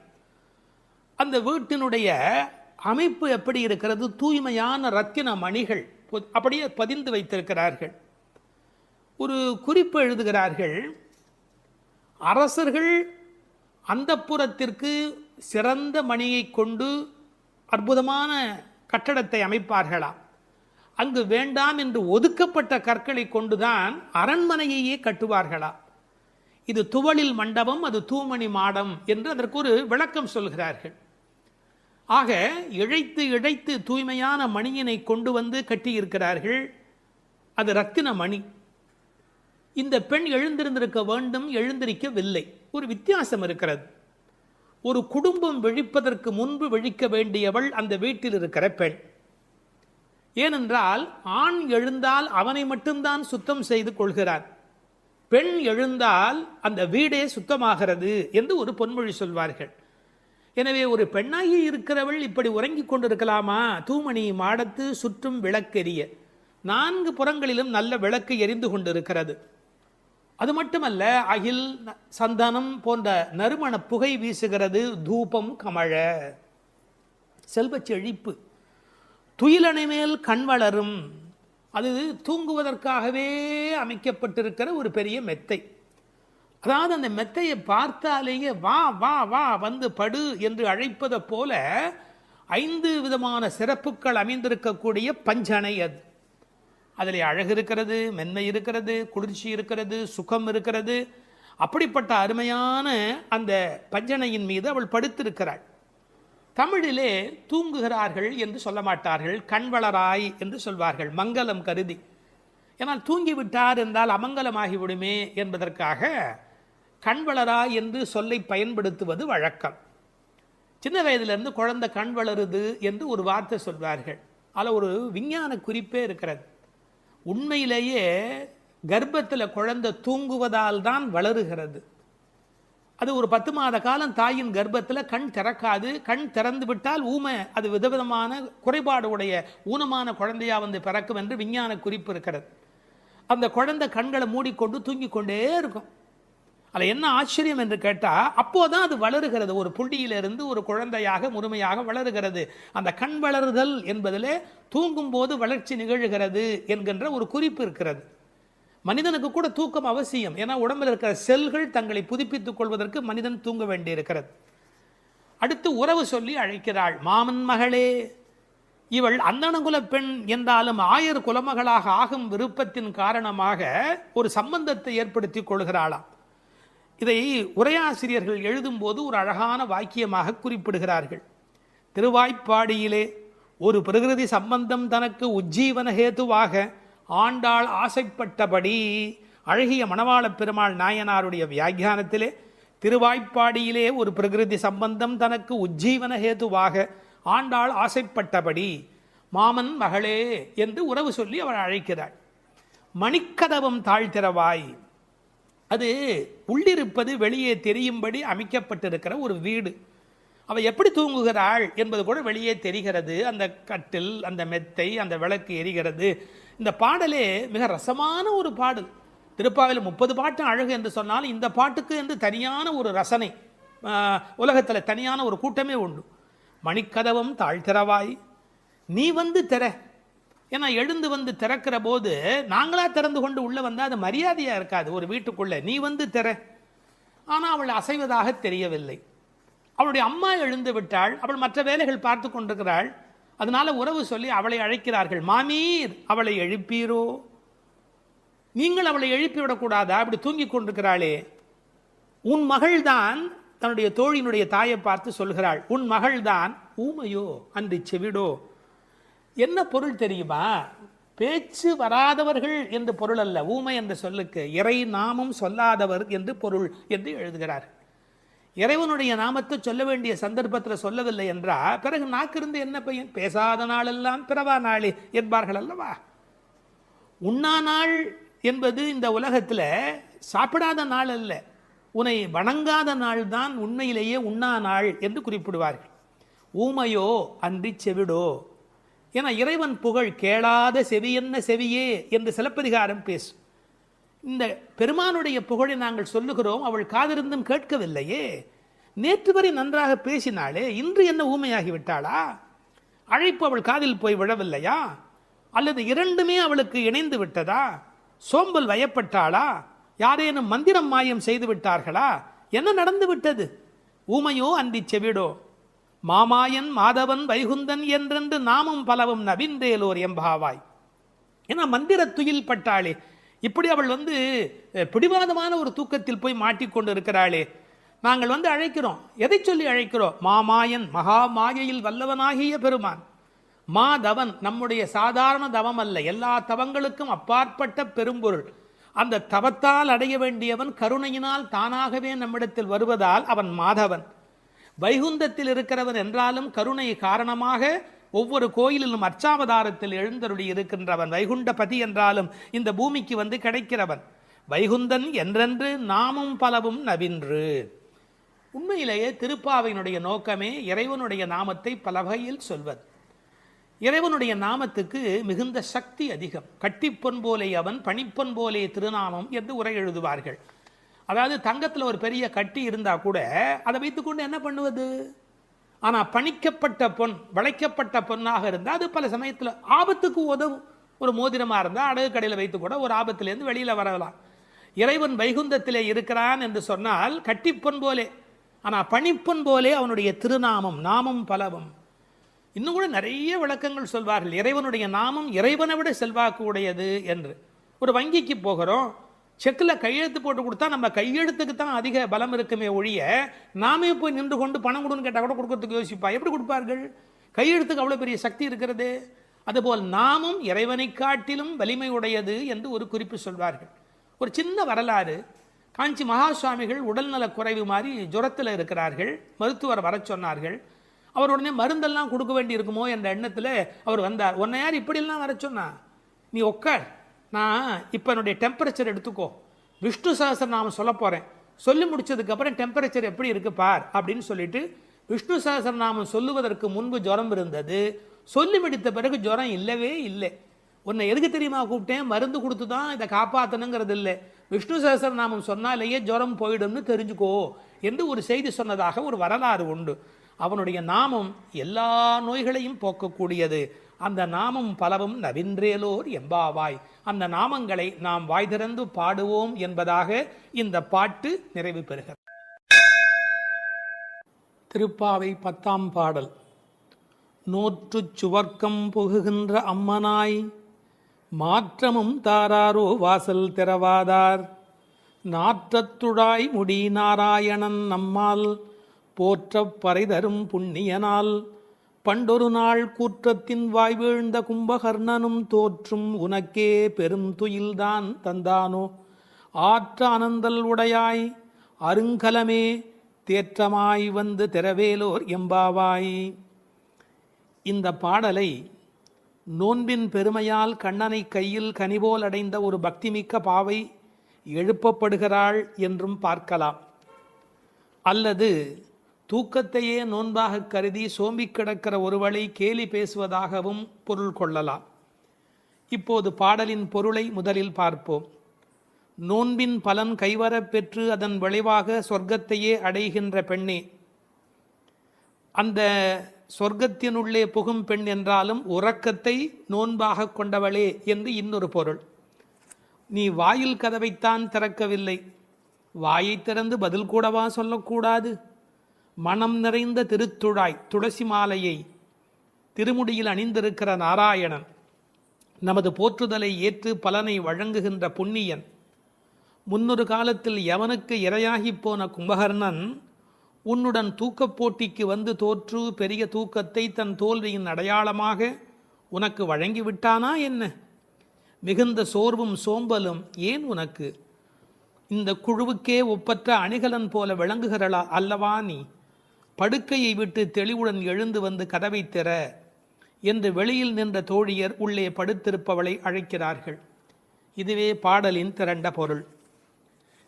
இங்கே கேலியும் கிண்டலும் கூட ஒரு வகையான விளையாட்டாக எடுத்துக்கொள்ள ஒரு பகுதி இடம் கொடுக்கிறது. ஒரு பெண் சொல்லி இருக்கிறாள், நான் கடுமையான தவம் பண்ணி சொர்க்கம் போகப் போகிறேன் என்று இவர்கள் பேசிக்கொண்டிருக்கிற போது தோழிகளுக்கு மத்தியில் சொல்லி இருக்கிறாள்.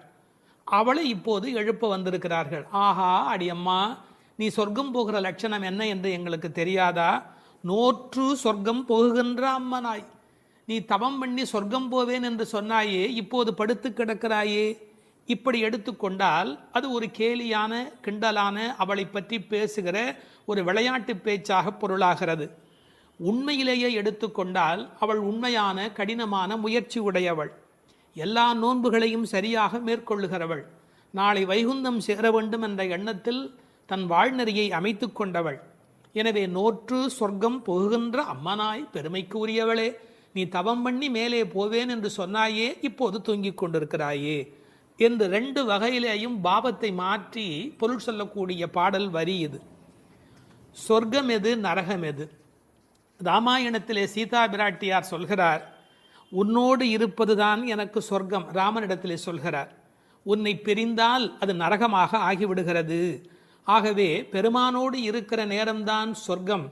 இவள் ஒருவேளை தன் தவத்தின் பலனால் பெருமாளோடு இருக்கிறவளோ, இறைவனுடைய நினைப்பே சொர்க்கமாகிறது, மறப்பே நரகமாகிறது. இது இன்னொரு சிந்தனை. இவளுடைய இயல்பு பக்குவம் காரணமாக உயர்ந்து போய் சாது கோஷ்டியில் சேர்ந்து விட்ட காரணத்தால் சாமானியரோடு நமக்கென்ன பேச்சு என்ற எண்ணத்தில் வாயாடாமல் இருக்கிறாளோ என்பதை அடுத்த வரி நமக்கு புலப்படுத்தும். தனக்கு உரிய நல்ல கோஷ்டியிலே இருப்பது, சிறந்தவர்களோடு அந்த வர்க்கத்தில் இருப்பதுதான் சொர்க்கமாக மாறுகிறது. நீ அப்படி தகுந்த சாது கோஷ்டியிலே போய் சேர்ந்து விட்டதால் எங்களோடெல்லாம் பேசக்கூடாது என்பதற்காக மாற்றமும் தாராரோ, நீ பதில் தராமல் இருக்கிறாயா என்று ஒரு கேள்வி எழுகிறது. அம்மாடி, உன்னால் வீட்டு வாசல் திறக்க முடியவில்லை, வீட்டு வாசலே திறக்க முடியவில்லையே, உனக்காக வைகுந்த வாசல் திறக்கப் போகிறதா என்று இன்னொரு கிண்டல் பொருளும் அதற்குள்ளே இருக்கிறது. மாற்றம் தாராரோ, வாசல் திறவாதார். ஒருவேளை உண்ணாவிரதம் மாதிரி மௌன விரதம் இருக்கிறாயா? அட, வாயில் திறப்பது கடினம், வாயை திறப்பது கூடவா கடினம்? வாசல் செம்மினால் வாயும் செம்ம வேண்டுமோ என்று வியாக்கியானத்திலே இந்த இடத்தை குறிப்பிடுவார்கள். நீ எழுந்து பேச வேண்டாம், கதவை திறக்கக்கூடாதா? கதவை திறக்க வேண்டாம், வாயாலாவது பதில் சொல்லக்கூடாதா? ஏன் இப்படி நீ இருக்கிறாய் என்று அந்த பெண்ணை கேட்பது போல் அந்த பாடல் அமைந்திருக்கிறது. அடுத்து நாராயணனை சொல்லுகிறார்கள். நாற்றத்துழாய்முடி நாராயணன். உலகத்திலேயே மிகப்பெரிய சிறப்பு துளசிக்கு உண்டு. பிறக்கும் போதே அது நறுமணத்தோடு பிறப்பது. அதனால்தான் பின்னாலே பாடுகிறார்கள், இருந்தவண்ணாகிலும் கொண்டு வீசுமினி. துளசி கிடைக்கவில்லை என்றாலும் பரவாயில்லை, துளசி இருந்த மண்ணை எடுத்தாவது எங்கள் மீது வீசுங்கள் என்பார்கள். ஒரு பெருமாள் கோயிலுக்குள் போகிற போது நமக்கு கிடைக்கிற மிகப்பெரிய இன்பமே அந்த திருத்துழாய் நறுமணம். பச்சை கற்பூரம் அது இன்னொரு பக்கம், திருத்துழாய் நறுமணம்தான் கோயிலின் சிறப்பழகு. கண்ணன் திருத்துழாய் அணிந்து அங்கு வந்து சென்றால் 100 குழிக்கு தாங்கும் என்று உரை எழுதுவார்கள். அதாவது அவன் வந்து போன வாசம் அந்த இடம் முழுவதும் நிறைந்திருக்குமா. இப்போது திருத்துழாய் வாசம் வருவதாலே இந்த பெண்களுக்கு உள்ளூர ஒரு கவலை, ஒருவேளை கண்ணன் இங்கே உள்ளே வந்துவிட்டு போயிருக்கிறானோ என்கிற ஒரு சின்ன கவலையும் வெளிப்பட பேசுகிறார்கள். நாற்றத்துழாய்முடி நாராயணன். நான் துளசியை பற்றி ஒரு மருத்துவ புத்தகம் படித்து கொண்டிருந்தேன். அதில் துளசி பிராணசக்தியை கூட்டி நம்முடைய கபத்தை குறைக்கக்கூடியது. அது மட்டுமல்ல, அது 100 வகையான மேலான மருந்தாக அது பயன்பட்டு கொண்டிருக்கிறது. துளசி, கருந்துளசி, செந்துளசி, நாதுளசி என்று 4 வகையாக அது கிடைக்கிறது. பிராணசக்தியை கூட்டுகிறது என்பதற்காக அப்படியே எடுத்துக்கொள்ளுகிற போது அது முற்றிலுமாக ஒருவருடைய உடலை மாற்றி அமைக்கக்கூடியது. துறவரத்துக்கு போகிறவர்களுக்கு கூட துணை நிற்கக்கூடியது என்று ஒரு குறிப்பு எழுதி வைத்திருக்கிறார்கள். துளசியோடு ஒரு 5 மிளகு வைத்து 3 நாள் சாப்பிட்டால் 3 மாத காலம் ஒரு பெண் அப்படி சாப்பிட்டால் குழந்தை பேர் இல்லாத பெண்களுக்கு வாய்க்கும் என்று எழுதுகிறார்கள். 9 மிளகு வைத்து அரைத்து 7 நாட்கள் வெறும் வயிற்றில் சாப்பிட்டால் எந்த விஷமும் உரியும் என்று எழுதுகிறார்கள். எனவே மருந்தல்ல, மாமருந்தாக விளங்குவது திருத்துழாய். அந்த நாற்றத்துழாய் முடி நாராயணன். திருவடியில் மட்டுமல்ல, அவன் திருமுடியிலும் இருக்கிற மேன்மையும் ஏற்றமும் பெற்றது இந்த திருத்துழாய். அந்த நாராயணன் நம்மால் போற்ற பறைதரும் புண்ணியனால். இந்த நம்மால் என்பதை நம்மால் என்று பிரித்து சொல்வார்கள், நம்மால் என்று சேர்த்து சொல்வார்கள். அதாவது நாம் இப்போது பாடினால் அவன் நமக்கு பறை தருவான், நம்முடைய மால் நமக்கு பறை தருவான். நமக்கு மால் இருக்குமென்றாலும், மால் என்றால் மயக்கம். சில பேர் சுய மோகிகள், தன்னைத்தானே மோகித்து கொண்டு தன்னை பெரிதாக நினைத்து கொண்டிருப்பார்கள். அப்படிப்பட்ட குறையுடையவராக இருந்தாலும் கூட அவர்களுக்கு கருணை பாலிக்கிறவன் கடவுளாக மாறுகிறான். நம்மால் போற்றப் பறை தரும் புண்ணியனால், அவன் புகழை பாடிய மாத்திரத்தில் நமக்கு பறை தருகிறான், புருஷார்த்தங்களை அருளுவதற்கு தயாராக இருக்கின்றான். அடுத்து அந்த பெண்ணை அவர்கள் கேலி பேசுகிறார்கள். அப்படிப்பட்டவனை நாங்கள் பாடுகிற போது கூட நீ தூங்கிக் கொண்டிருக்கிறாயே, இது என்ன நியாயம்? பண்டொரு நாள் கூற்றத்தின் வாய் வீழ்ந்த கும்பகர்ணனும். இந்த பண்டொரு நாள் என்பதற்கு நேரடியாக நீங்கள் பொழிப்புரை எழுதினால், முன்பு ஒரு நாள், அதாவது ராமாயணம் முன்னர் நடந்தது. அப்படி முன்பொரு நாள் நடந்த ராமாயண யுத்தத்தில் கும்பகர்ணன் தோற்று விழுந்தான். இது வெளிப்படையான பொருள். ஆனால் ஒரு நயம் இருக்கிறது. பண்டு ஒரு நாள், ராமாயண கதை படித்தவர்களுக்கு தெரியும், ராவணனை போன்றவர்கள் முதல் நாள் போருக்கு வருகிறார்கள், பின்னாலும் வருகிறார்கள். இந்திரஜித்தன் ஒரு நாள் வருகிறான், பிறகு இன்னொரு நாள் வருகிறான். ஆனால் கும்பகர்ணன் ஒரே ஒரு நாள் தான் போருக்கு வருகிறான், அன்றே மாண்டு போய் விடுகிறார். இந்த மிகப்பெரிய வரலாற்று குறிப்பை பண்டொரு நாள் கூற்றத்தின் வாய்வீழ்ந்த கும்பகர்ணன் என்று குறிக்கிறாள். கூற்றத்தின் வாய்வீழ்ந்த கும்பகர்ணன் என்றால் யமனுடைய வாயில் வந்து விழுந்த கும்பகர்ணன். ராமன் கொன்றான் என்று பழி சொல்ல விருப்பமில்லை. ஒருவர் தண்ணீர் குடிப்பதற்கு ஏரி வெட்டி வைக்கிறார், அதில் வந்து ஒருவர் விழுந்து விட்டால் அது ஏரி வெட்டி அவருடைய தவறா? அது மாதிரி தயரதன் பெற்ற மரகத மணித்தடம் ஸ்ரீராமன், அதில் வந்து விழுந்து இறந்தவன் கூற்றத்தின் வாய்வீழ்ந்த கும்பகர்ணன் என்று நயம்பட பேசுகிறாள். 6 மாதம் தூக்கமுடையவன் அவன் தோற்றும் உனக்கே பெருந்துயில்தான் தந்தானோ. தோற்றவர்கள் வெற்றி பெற்றவர்களுக்கு ஒரு பரிசு தர வேண்டும்.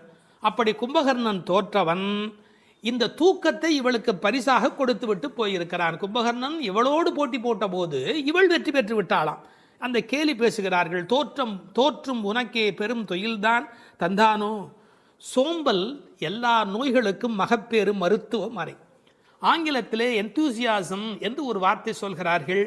அதை பற்றி ஆழமான பொருள் சொல்லுகிறவர்கள், என்தூசியாசம் என்றால் உற்சாகம் என்று மட்டும் பொருள் அல்ல, இறைமையில் நிறைந்தவர் என்று ஒரு பொருள் கொள்ளுகிறார்கள். எனவே சோம்பல் இறைநிலைக்கு எதிரானது, உயிர்ப்பு இறைநிலைக்கு அடையாளமானது. நீ இப்படி கும்பகர்ணனை போல் தூக்கத்தில் இருக்கிறாயே, நீ அனந்த நிலையில் இருக்கிறார், அதாவது தூக்கமும் இல்லை விழிப்பும் இல்லை, அந்த நிலையில் இருக்கிறாய், ஆற்ற ஆனந்தல் உடையாய்.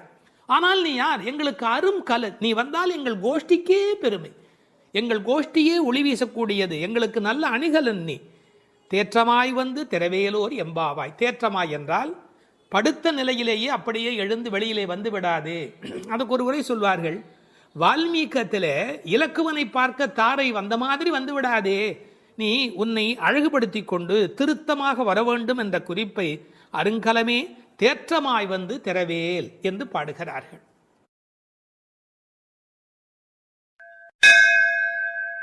பனிரெண்டாம் பாடல்.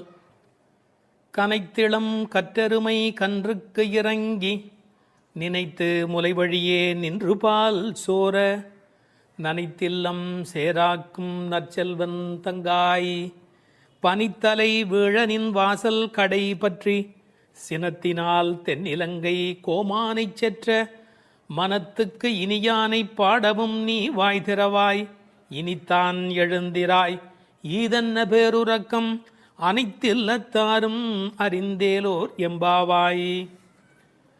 இதனுடைய பொருள், கன்றை பிரிந்த எருமை தன் கன்றை நினைத்து கனைத்து அந்த நினைப்பால் தனது காம்புகளிலிருந்து விடாது பால் பொழிவதால் வீடெல்லாம் பால் வெள்ளமிட்டு சேராகி கிடக்கின்ற வீட்டின் தலைவனான பெரும் செல்வத்தை பெற்றிருப்பவனது தங்கையே. முன்பு பெரும் கோபத்தால் தென்னிலங்கை மன்னனான ராவணனை அழித்து ஒழித்த மனத்திற்கு இனியவனான ராமபிரானை புகழ்ந்து மார்கழி மாத பனி தலையில் விழுந்து கொண்டிருக்க நாங்கள் உன் வீட்டு வாசலில் கீர்த்தனம் செய்வதை கேட்டும் நீ உறங்கலாமா? கதவை திற, பொழுது விடிந்து இன்னும் நீ உறங்குவது எல்லா வீட்டாருக்கும் தெரிந்து விட்டது, இனியாவது எழுந்திரு, என்ன இது பெரிய உறக்கம் என்கிறார்கள். இந்த பாடலில் எழுப்பப்படுகிறவள் கண்ணபெருமானுடைய நெருங்கிய நண்பனுடைய தங்கை. அவளை எழுப்புகிற போது நற்செல்வன் தங்காய் என்று அவர்கள் அன்போடு அழைக்கிறார்கள். சூழலை முதலில் வர்ணிக்கிறார்கள். ஒரு எருமை அவிழ்த்து விட்ட பிறகும் பால் கறவாமல் விட்டுவிட்டதால் தன் கன்றை நினைத்து அது பால் பொழிகிறது, அதனால் வீடு சேராகிறது. கனைத்திளம் கற்று எருமை கன்றுக்கு இறங்கி நினைத்து முலைவழியே நின்று பால் சோர என்று பாடலிலே வருகிறது. பக்தி இலக்கியங்களுடைய அடிப்படை நாதமே அன்புதான் பிரமாதம். உண்மையிலேயே வாழ்க்கை ஒரு அறிவுபூர்வமான ஏற்பாடு அல்ல, அது அன்பு பூர்வமான ஒரு ஏற்பாடு. ஒரு எருமையே இப்படி இருக்குமானால் இறைமை என்ற இறை தத்துவத்தில் ஈடுபட்டவர்கள் எவ்வளவு இரக்கத்தோடு இருக்க வேண்டிய கடமை உடையவர்கள். எருமை மாடு கன்றுக்கு இறங்கி பால் சொரிவதை கவிச்சக்கரவர்த்தி கம்பன் பாடி காட்டியிருக்கிறார். எருமைகள் பால் பொழிய அன்னக்குஞ்சுகள் அந்த பாலை அருந்தி மகிழ்ந்தன என்று ஒரு கற்பனையிலே பாடுகிறார். சேல் உண்ட ஒன்கணாரின் திரிகின்ற செங்கால் அன்னம் மால் உண்ட நளினப்பள்ளி வளர்த்திய மழலை பிள்ளை கால் உண்ட சேற்று மேது கன்று உள்ளி கனைப்பச் சோர்ந்த பால் உண்டு துயில பச்சை தேரை தாலாட்டும் பண்ணை என்று எழுதுகிறார். நாட்டு வளத்தை எழுதுகிற போது தாமரைப்பூவில் உறங்கிக் கொண்டிருக்கிற அன்னக்குஞ்சுகளுக்கு எருமை மாடு தன்னுடைய கன்றை நினைத்து சொரிந்த பால் அவைகளுக்கு கிடைத்தன என்று கோசல நாட்டு வளத்தை பாடுகிற போது குறிப்பிடுகிறார். உண்மையிலேயே இந்த எருமைகள் இப்படி பால் கறக்கும் என்கிற தன்மையினை வேறு ஒரு வகையில் சங்க இலக்கியத்தில் ஒரு புலவர் பாடி காட்டியிருக்கிறார். வெள்ளி வீதியார் என்ற ஒரு புலவர். அவர் வேறு ஒரு கோணத்தில் சொல்லுகிறார். காமத்தை பற்றி பாடுகிற போது தலைவன் வந்து எங்களை அனுபவிக்கவில்லை, எங்கள் இளமையோ வீணாகிறது, எங்களுக்கும் பயனில்லை அவனுக்கும் பயனில்லை, உடம்பில் பசலை நோய் வந்து துன்பப்படுகிறேன் என்று எழுதுகிறார். கன்றும் உண்ணாது கலத்தினும் படாது நல் ஆண் தீம்பால் நிலத்து உக்காங்கு, அவர் பசு என்று எழுதுகிறார். இது சங்க இலக்கிய பாடல். ஆண்டாள் சங்க இலக்கியங்களை படித்தவள் என்பதற்கு இது ஒரு அடையாளம். கன்றும் உண்ணாது கலத்தினும் படாது நல்லான் தீம்பால் நிலத்து உக்காங்கு எனக்கும் ஆகாது என்னைக்கும் உதவாது பசலை உணியர் வேண்டும் என்று குறுந்தொகையிலே வெள்ளி வீதியார் என்ற புலவர் எழுதி காட்டியிருக்கிறார். இன்னொரு கோணத்திலே பார்க்கிற போது வியாக்கியானம் பண்ணினவர்கள் எருமை மாடு கன்றை நினைத்து படுகிற பாட்டை சொல்லிவிட்டு எருமைகள் கரவாவிட்டால் படும் பாடு இந்த பெண்கள் கோபியர் சொல்லுகிறார்களா என்ன, அனைவரும் எருமை படுகிற பாட்டை நாங்கள் அல்லவா உன்னாலே படுகிறோம் என்று கண்ணனுக்கு புரிய வைக்கிறார்களாம். எனவே கனைத்திளம் கற்றெருமை கன்றுக்கு இறங்கி நினைத்து முலைவழியே நின்று பால் சோர. சென்ற பாடலிலே பால் கறப்பதை பற்றிய குறிப்பு வந்தது. கற்றுக்கறவை கணங்கள் பல கறந்து என்று வரும். இந்த பாடலிலே பால் கறவாமை பற்றிய குறிப்பு வந்தது. அப்படியானால் எது உண்மை? இப்படி எடுத்துக்கொள்ள வேணும். பக்தி யோகத்தில் ஈடுபட்டிருக்கிற தன்மையினை இந்த பாடலும், கர்மயோகத்தில் ஈடுபட்டிருக்கிறவர்களை பற்றிய குறிப்பை அந்த பாடலிலும் ஆண்டாள் குறிப்பிடுகிறாள் என்று பொருள் கொள்ள வேண்டும்.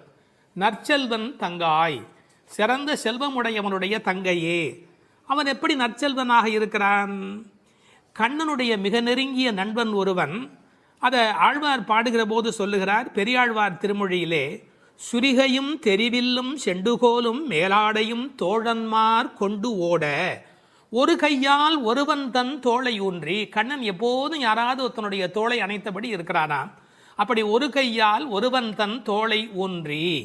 எனவே கண்ணனுடைய மிக நெருக்கமான நண்பன் அவனை விட்டு வராமையினாலே அவன் வீட்டு எருமை கரவாதபடி போயிற்று என்று பொருள் கொள்ள வேண்டும். தமிழிலே மாடு என்பதே செல்வத்தை குறிப்பது. எனவே அந்த மாட்டின் பெருஞ்செல்வம் உடையதால் நற்செல்வன் தங்காய் என்று பொருள் செய்தார்கள். தத்துவார்த்தமாக பொருள் செய்தவர்கள் ஆண்டாளுக்கு சகோதரராக எம்பெருமானாரை சொல்லுகிற மரபு வழி சிந்தனையினை கொண்டு வருகிறார்கள். பெரியாழ்வார் பெற்றெடுத்த பெண் பிள்ளை வாழியே, பெரும் புதூர் மாமுனிக்கு பின்னானாய் வாழியே என்று ராமானுஜருக்கு தங்கையாக ஆண்டாள் பேசப்படுகிறாளே. கோயில் அண்ணா வாரும் என்று ஆண்டாள் அழைத்தாளே, அந்த இங்கு நினைவூட்டி நற்செல்வன் தங்காய் என்று ஆண்டாளையே குறிப்பிடுகிறார்கள். அது மட்டுமல்ல, கைங்கரிய லக்ஷ்மி, அதுதானே செல்வம், இந்த உலகத்தில் பகவானுக்கு செய்கிற சேவையே பெரிய செல்வம் என்று வேறு ஒரு கோணத்திலும் இதற்கு உரை எழுதுவார்கள். இந்த பெண்கள் இப்போது பேசுகிறார்கள், அம்மா உன் வீட்டு வாசலிலே மார்கழி பனி தலையிலே வந்து விழுகிறது, நாங்கள் எதை பிடித்து கொண்டு நிற்கிறோம் தெரியுமா? உன் வீடு சேராகி கிடக்கிறது, எருமை பால் ஓட ஓட கீழே கால் வைக்க முடியவில்லை, சேராகி இருக்கிறது. பழைய காலத்தில் வீட்டு கதவுல நாதாங்கி என்று ஒன்று தொங்கும், அதைத்தான் நாதம் சத்தம் போடுவார்கள், தட்டினா வீட்டுக்குள்ளே கேட்கும் என்ற காலிங் பெல் இன்றைய மெத்தடில். அந்த நின் வாசல் கடையை பற்றி நாங்கள் நாதாங்கியை பற்றி கொண்டு நிற்கிறோம். அதுக்கு உரை எழுதும் போது சொன்னார்கள், மேலே பனி வெள்ளம், மனத்தே பால் வெள்ளம், தரையிலோ மேலே பனி வெள்ளம், மனத்தே மால் வெள்ளம், மால்னா திருமால், மனத்தே மால் வெள்ளம், தரையிலே பால் வெள்ளமாய் தெப்பம் வற்றுவாரை போலே உன் வீட்டு நாதாங்கியை பிடித்து தொங்கிக் கொண்டிருக்கிறது கான். அப்படியெல்லாம் அந்த நாதாங்கியை பிடித்து கொண்டு இவைகள் தொங்கிக் கொண்டு நிற்கிறார்கள். சினத்தினால் தென்னிலங்கை கோமானை செற்ற மனத்துக்கு இனியானி பாடமும் நீ வாய் திறவாய். அளவு கடந்த அநியாயம் செய்து விட்டான் ராவணன். என்ன, சீத்தையை ராமனால் பிரிய முடியாது, பிராட்டியையும் பெருமாளையும் பிரிக்கக்கூடாது. அந்த பாவத்தை செய்தமையினால் கோபப்பட்டு சினத்தினால் தென்னிலங்கை கோமான் ராவணனை செற்ற அழித்த மனத்துக்கு இனியானை பாடவும் நீ வாய் திறவாய். ராமன் மனத்துக்கு இனியவன் என யாருக்கும் எந்த நோவும் வரக்கூடாது என்று எண்ணுவது ராமனுடைய பண்பாடு. எப்படி என்று குகனை போன்ற அன்பர்கள் வருகிறார்கள், இவன் தாழ்ந்தவன் என்று நினைக்கல, ஏழை ஏதலன் கீழ்மகன் என்னாது அவனோடு அன்பு பாராட்டுகிறார். கிளிக்கு யாருடைய பெயர் வைப்பது என்று கேட்கிறாள், கைகேயி அம்மாவுடைய பெயரை வை என்று சொல்லுகிறார். இப்படி எல்லோருக்கும் மனத்துக்கு இனியனாயிருந்த அழகை வைமு கோபாலகிருஷ்ணமாச்சாரியார் உரையிலே ராமாயண பாடல்ல இருந்தே பல குறிப்பு சொல்லுகிறார். மனத்துக்கினியானே என்ற தொடர்க்கு நட்பினர் நொதுமலாளர் பகைவர் ஆகிய மூவகையர் மனத்துக்கும் இனியவன் என்று பொருள் கொள்ளலாம். குகனை விடுங்கள், அடுத்தாற் போல வாலிக்கும் ராவணனுக்கும் கூட இனியனாயிருந்தான் என்றோ. மூக்கும் காதும் வெம்முரண் முலை கண்களும் முறையால் இழந்து அரற்றிய சூர்ப்பனகையும் போக்கினீர் என் நாசி பொய்த்து என் என்றும் மேக்குயரும் நெடுமூக்கு மடந்தையர்க்கு மிகையன்றோ என்றும் பிழை செய்தீரோ என்றும் சூர்ப்பனகை ராமனை புகழ்ந்து பாடுகிறாள். மார்பில் ராமபானம் பாய்ந்து நின்ற நிலையும் வாலி ஓவியத்து எழுத ஒண்ணா உருவத்தாய் என்று சொல்லுகிறான். ஆவி போம் வேலைவாய் அறிவு தந்து அருளினாய் என்று பேசுகிறான். ராவணன் மாலியவானிடத்திலே வந்து சொல்லுகிற போது நாசம் வந்துற்ற காலை நல்லதோர் பகையை பெற்றேன் என்றார். அது மட்டுமல்ல, ராமனுடைய தோற்றத்தை பார்த்துவிட்டு சொல்லுகிறான், ராகவன் மேனி நோக்கி தீயன கொடிய வீர சேவகச் செய்வை கண்டால் நாயன தகுதும் அன்றே காமனும் நாமும் எல்லாம் என்று பகைவனை கொண்டாடுகிறான் ராவணன். எனவே ராமனிடத்தில் எல்லோரும் அன்பு பாராட்டுகிற காரணத்தினாலே அவன் மனத்துக்கு இனியவனாக இருக்கின்றான். அந்த மனத்துக்கு இனியானை நாம் பாட இனித்தான் எழுந்திராய். ராமாயணமே சொல்லிவிட்டோம், இன்னும் நீ எழவில்லையே, ஈதென்ன பேருறக்கம். இந்த உறக்கம் நியாயமா? இப்படி தூங்கி தொலைக்கிறாயே. அனைத்தில்லத்தாரும் அறிந்தார். உனக்கு வெக்கமா இல்லை? பக்கம் வீடு எதிர் வீடு எல்லாருமே நீ எழவில்லை என்பதை தெரிந்து வைத்திருக்கிறார். மனிதர்களுடைய இயல்பு தன்னை பற்றி அக்கம் பக்கம் என்ன நினைக்கும் என்கிற ஒரு கூச்ச சுபாவம் உண்டு. அதை இந்த இடத்துல எடுத்து சொல்லி அனைத்தில்லத்தாரும் அறிந்து என்று உரை எழுதினார்கள். ராமானுஜரை நினைவூட்டி உரையிலே இன்னொரு குறிப்பு சொன்னார்கள்.